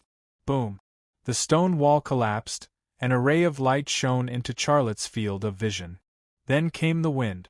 A gentle breeze blew past Charlotte's face. Only then did he realize that there was a small cave behind the stone wall. It was about 50 meters long, and the light and wind entered from the entrance of the cave. The cave looked like an enhanced version of a dog hole. Xia Lei smiled bitterly and braced himself to climb in. Climbing through the dog hole was better than going back the way he came. He didn't want to go back to that maze again. It took Charlotte half an hour to climb the distance of 50 meters to the entrance of the cave. Below the entrance of the cave was a cliff. Below the cliff was an old church. It was very similar to the church that Peaceful had drawn. If there was anything different, it would be that it had experienced the vicissitudes of time. It looked more dilapidated and dilapidated. In addition, it was exactly the same as the church that the old man had described. Only then did Charlotte realize that he had passed through a mountain in the maze and arrived at the other side of the mountain. The church was located in the valley of the mountain. There was also a village further away. It looked like there was no one there. Charlotte retracted his gaze. He looked at the watch on his wrist and realized that he had been in the maze for 3 hours. Ring, ring, ring. Ring, ring, ring. His cell phone suddenly rang. There was no cell phone signal in the maze, but there was already a signal here. Charlotte took out the satellite phone and answered the phone. "It's me. Geek." Yelena's voice came from the satellite phone. "Boss, where are you? I've called 20 times, and it's only now that I get through." He had mysteriously disappeared for 3 hours. Of course, the members of the Zodiac squad would be anxious and take action. "I'm fine," Charlotte said with a hint of apology. "It's good that you're fine. If we can't get through again, we're going to blow up that place," Yelena said. That place was obviously referring to the fake tomb that Charlotte had dug up. "I've already left. Fill it up and I'll meet you right away," Charlotte said. Yelena answered and then hung up the phone. Charlotte put away the satellite phone and climbed out of the small hole. He carefully grabbed the cracks in the rocks and moved down the cliff bit by bit. The height of the cliff was about 100 meters, and it was nearly 90 degrees vertical. It was completely made up of rocks, and there were no trees or weeds. It was completely bare. Not to mention humans, even monkeys wouldn't visit such a place. Climbing a cliff of this height and verticality was a very dangerous thing to do, especially in the absence of any protective measures. However, although it was dangerous, Charlotte quickly adapted to it. His left eye prevented him from having a fear of heights, and his body was far more flexible and coordinated than a normal person's. Some movements that normal people couldn't do were easily done by him. In addition, the experience of learning martial arts made him very strong. Even if he didn't use the little bit of internal energy that he had cultivated, he could withstand the weight of his body with just the strength of his muscles and move nimbly on the cliff. With these advantages, it only took Charlotte 15 minutes to complete a job that would take a professional climber an hour to complete. 15 minutes later, his feet stood on the ground under the cliff. He looked up and the small cave was already blocked by pieces of rock. Even with his eyesight, he couldn't see its existence. This was one of the reasons why the labyrinth had existed here for hundreds of years without anyone discovering it. Charlotte withdrew his gaze and walked around the walls of the church to the entrance of the valley. Many parts of the walls of the church had collapsed, and he didn't need X-ray vision to see the situation inside the church. When he passed the first gap, Charlotte saw a wasteland. The wasteland was probably used to grow vegetables, but now it was full of weed. The main body of the church also looked very old, and most of the doors and windows were broken. Through the broken doors and windows, he could see the situation inside the church. There was no sense of sacredness, only decay. This church is obviously deserted, and I don't know why it was abandoned. Charlotte felt a little emotional. Gong. A muffled bell suddenly came from the direction of the church's bell tower. Charlotte suddenly remembered the old couple who asked for directions. This church had been abandoned a long time ago, and now that someone was ringing the bell, it could only be the old couple. As he expected, after he walked for a while, the bell tower came into his sight. He saw the white-haired old man and the old woman standing on the bell tower. The afternoon sun shone on the bell tower, the ancient bell tower, and the silver-haired old man. This scene gave people an epiphany of life and a heavy feeling. Faith could not stop people from aging and dying. If there was a God in this world, why would he sit and watch the world become uglier and uglier? Would he forgive the believers who started wars and hurt others in his name? Gong. Another bell rang. Charlotte's lips curled into a smile. If I am old, who will accompany me to the temple to ring the bell? Long Bing? Roy? Or? A ray of light suddenly burst into Charlotte's left eye, and his thoughts came to a halt. Almost at the same time that his left eye caught that ray of light, his body suddenly fell to the ground. His body had just fallen to the ground when a spark burst out from the rock behind him. A sniper! A distance of 100 meters. The sniper was hiding on the roof of the church hall. As he dodged the sniper's shot, Charlotte's mind gave him information related to the sniper. Not only that, he also realized something. There was something wrong with the old couple who asked for directions. It was 3 hours ago when the old couple asked for directions. With their walking speed at that time, it was impossible for them to cross the mountain in 3 hours. The old couple did not ring the bell for no reason. They used the sound of the bell to divert his attention and cover up the sound of the sniper rifle firing. At a distance of 100 meters, even an ordinary person would be able to hear the sound of the sniper rifle firing. At a distance of 100 meters, under the cover of the bell, the sniper's success rate was close to 100%. However, he had neglected Charlotte's left eye. Charlotte's left eye was extremely sensitive to changes in light, and his brain had a priority processing program for images taken in by his left eye. If there was anything wrong, his brain would be able to command his body to react without thinking. In this world, in the world of snipers, if Charlotte claimed to be number 2, Who would dare to claim to be number one? Gong. The third bell rang. Another bullet was fired at him. Charlotte's body rolled and stuck to the wall of the church. Sparks splashed out from the spot where he had just stood. His left eye could even see the bullet shatter a rock and plunge into the soil. The opponent was using an armor-piercing bullet. This discovery made Xia Lei instantly realize something. His legs kicked the ground with all his might, and his body shot out like a frog that was accumulating strength. As soon as he left his hiding place, an armor-piercing bullet smashed the wall and plunged into the soil. Charlotte did not dare to stay for even half a second and ran forward quickly. While running, he pulled out his Viper pistol and loaded a clip into it. The old man and the old woman on the bell tower disappeared, and the bell also disappeared. But the sniper's hunting did not stop. One armor-piercing bullet after another penetrated the ancient wall and plunged into the soil under the corner of the wall. Every time, it felt like Charlotte was almost hit. It was not difficult to see that the opponent was not an ordinary sniper.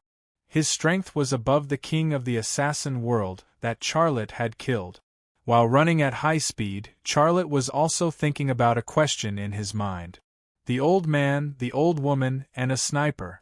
I know there are 3 people on the other side. These 3 people, where are they from? CIA? FA organization? These were the only people he could think of. But he had fought with the CIA and the FA organization many times, and he had never met an opponent like the old man and the old woman. But if they were not from the CIA and the FA organization, then who were they? He could not think of any powerful opponents other than the FA organization and the CIA. Bang! Another gunshot, and an armor-piercing bullet grazed Charlotte's thigh and plunged into the ground. Charlotte did not stop. His right foot stepped on the ground, and his body passed through a collapsed wall. In the air, he shook his hand and fired a shot at the steeple of the church hall. The opponent used a powerful sniper rifle, and he used a pistol. But as long as it was within 100 meters, he could use the Viper pistol produced by the Thunder Horse Army factory as a sniper rifle. Bang! A gunshot. A bullet was fired from the muzzle of the Viper pistol. In the vision of Charlotte's left eye, the sniper hiding on the steeple had already lowered his head when he appeared and waved his hand. The sniper hiding on the steeple of the church hall was also a white-haired old man. Ding! The bullet grazed the sniper's head and hit a piece of stained glass on the steeple. Crash! The glass broke and fell to the ground from a high place. A cruel smile appeared on the corner of Charlotte's mouth. At such a distance, although the power of a sniper rifle was great, its shooting speed was certainly not comparable to that of a pistol. Now, it was time for him to fight back. The sniper seemed to know how powerful Charlotte was. Before Charlotte fired a second shot, he rolled to the corner inside the steeple. His body was completely hidden, not giving Charlotte a chance to shoot. Charlotte's eyes locked in the direction of the steeple and quickly sprinted to the door of the church hall. Suddenly, a figure flashed from the church hall. It was the old man who asked for directions. Da-da-da! The sound of a submachine gun firing. Charlotte's body suddenly moved to the right and avoided the trajectory of the submachine gun. Whoosh whoosh whoosh.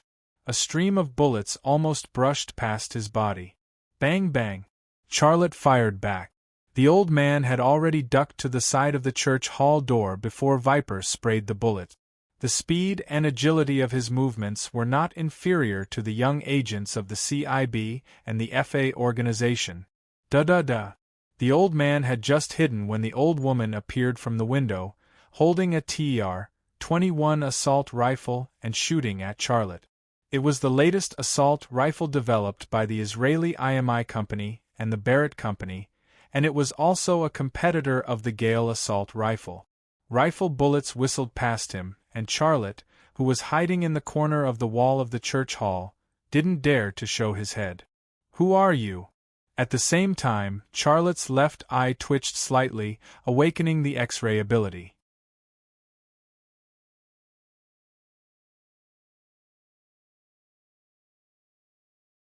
Chapter 707.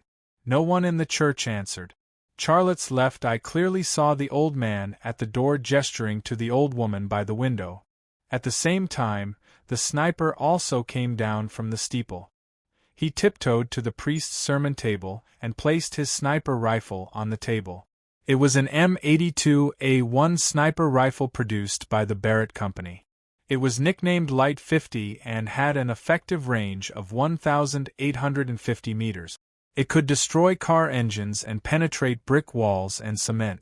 After getting ready to shoot, the sniper gestured to the old man and the old woman. This gesture was for the old man and the old woman to speak to Charlotte. After the sniper grasped Charlotte's specific location, he could shoot through the wall. Sure enough, after the sniper gestured, the old man guarding the door said, "Leave the things behind and we'll let you go." Charlotte thought to himself, do these three old men know about the existence of the labyrinth? Otherwise, why would they ask me to leave something behind? He thought to himself but remained silent. He slowly crouched down and picked up a stone from the ground. At this moment, the old woman guarding the window also said, "Young man, don't lose your life here. Leave the things you brought out of the labyrinth. We won't make things difficult for you." These three old men really knew about the existence of the labyrinth. Charlotte suddenly threw the stone at the window. Boom! The stone fell to the ground as if someone had suddenly jumped to the other side. Bang! The sniper was the first to react. With a gunshot, a fist-sized hole appeared on the wall next to the window. The bullet broke through the wall and slammed into the ground. The stone slabs on the ground were also broken and shattered. Almost at the instant the sniper fired, Charlotte dashed out from the corner of the wall and waved his gun. The Viper roared. A bullet passed through the window and stabbed into the sniper's forehead. Blood blossomed. The sniper's body pressed against the priest's sermon table and fell to the ground along with his M82A1 sniper rifle. The sniper and his M82A1 sniper rifle posed the greatest threat to Charlotte, because the M82A1 sniper rifle could penetrate walls and kill targets. After taking care of the sniper, the pressure on Charlotte was instantly reduced by half. With a successful shot, Charlotte's body suddenly fell to the ground. Da-da-da! The old woman at the window fired a volley of bullets that almost brushed past Charlotte's back. Bang, bang, bang! Charlotte raised his gun and fired back. At the same time, he rolled towards the foot of the wall. The three bullets fired from the Viper pistol hit the wooden frame of the window and the wall. Even if it was a pistol, the opponent would not be able to gain any advantage at this distance. His counterattack immediately suppressed the old woman. "Reynolds? Reynolds?" The old man's voice was filled with anger. "You actually killed Reynolds. I want you to go to hell." Charlotte had already stood up, leaning against the wall. He slowly moved towards the corner and said, "All of us will go to hell. It's just a matter of a little sooner or a little later. Tell me, who are you, who sent you here? I can let you not go to hell today." The sniper was dead, so he could speak. "You don't deserve to know." The old man's voice and the sound of moving footsteps could be heard. Charlotte's lips curled into a sneer. He suddenly used his foot to kick a fist-sized rock towards the window. At the same time, he rushed towards the door around the corner. Dong! The rock hit the ground under the window again. "Go to hell!" The old woman flashed out, tilted the muzzle, and fired at the ground under the window. Sawdust flew and smoke filled the air. The bullets hit the ground and sparks flew everywhere. It was the same trick, but it worked again and again. It wasn't that the old woman was stupid, but that it was human instinct. She couldn't see the enemy, so the sound became the only way to determine the enemy. How could she not react when the sound was right next to her? However, she didn't expect that the sound of her TR-21 assault rifle would cover the sound of Charlotte's rapid movement. In 2 seconds, Charlotte was already close to the door. At that moment, the old man was still moving toward the M82A1 sniper rifle that had fallen to the ground. His intention was obvious. He was going to pick up the M82A1 sniper rifle and kill Charlotte through the wall while the old woman and Charlotte were exchanging fire. However, he didn't expect that his and the old woman's every move couldn't escape Charlotte's eyes. It wasn't a fair fight because Charlotte was cheating. With one step, Charlotte's body leaped from the side of the church hall's door. When his body turned horizontally in the air, the old woman and the old man entered his firing range. Bang! A gunshot rang out. The old man, who had just bent over to grab the M82A1 sniper rifle, was hit in the back by Viper's bullet. His movements suddenly stopped, and like a machine with a power cut, he fell to the ground. No, the old woman roared, turned around, and waved her hand. The muzzle of the TR-21 assault rifle went straight toward the hall's door. However, her movements were still a step too late. Charlotte's body was still falling from the air, and his hands were still in the position of killing the old man. However, he only slightly adjusted the direction of the muzzle, and then pulled the trigger. At that moment, the old woman by the window had just moved the muzzle in the direction of the hall's door. Bang! A gunshot rang out, and a bullet pierced the old woman's forehead. The old woman's movements also stopped, and the TR-21 assault rifle slipped from her hand and fell to the ground. Her body also fell backward. If she was given a tenth of a second, she would have been able to hit Charlotte in the air, who couldn't dodge. However, Charlotte didn't even give her this tenth of a second. The old woman fell to the ground, her eyes wide open, and she died with a grievance. Charlotte got up from the ground and stepped into the church hall. He was facing the image of Jesus, and Jesus on the cross looked at him with the eyes of eternity. He didn't know if he was angry or pitying him. The smell of blood permeated the hall, adding a bit of horror to the ancient and sacred place.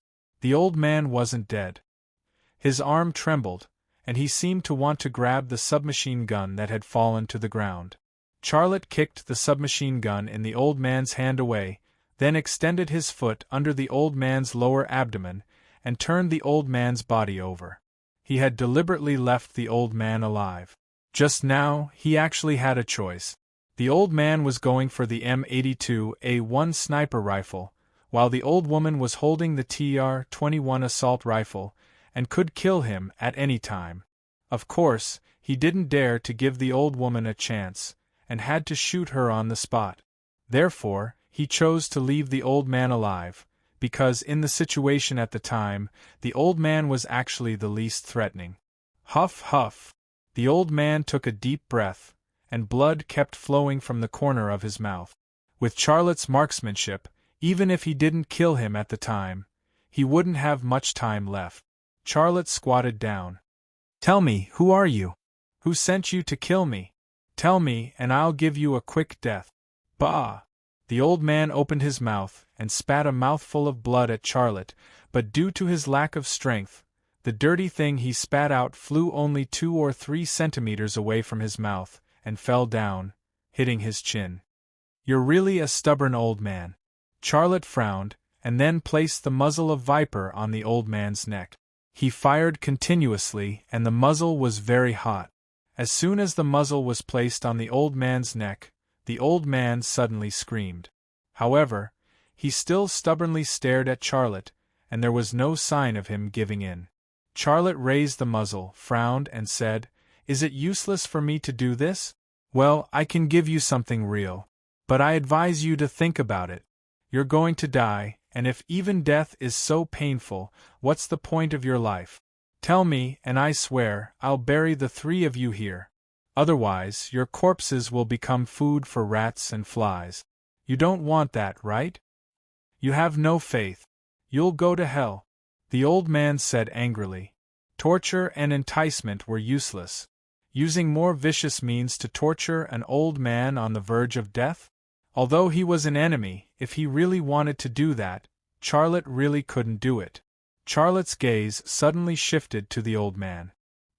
He froze for a moment, and then put his hand into the old man's pocket. Everything on the old man's body was taken out. There was a wallet containing some euros, 50, 20, and some smaller denominations. There was no bank card, no driver's license, or anything else. There was also a lighter and a pack of MS cigarette.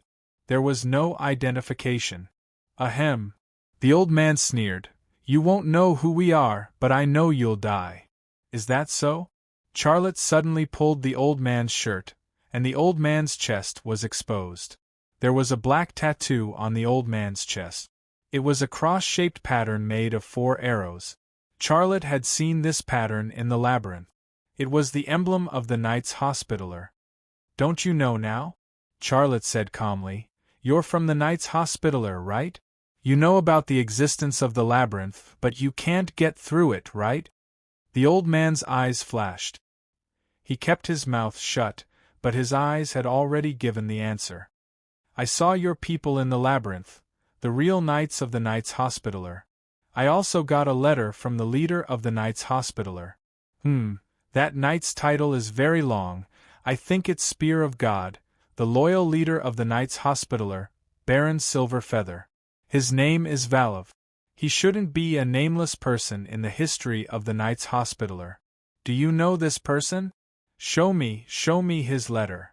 The old man's eyes had a hint of desire. Why do you want to see his letter? Spear of God, the loyal leader of the Knights Valov, he's my ancestor. The old man said. Charlotte took out the letter from his backpack, but he didn't hand it to the old man. Tell me who sent you, and I'll show you this letter. The old man hesitated. Charlotte picked up the lighter. Well, I've read this letter anyway, and it means nothing to me anymore. I'll burn it now. Wait, the old man said.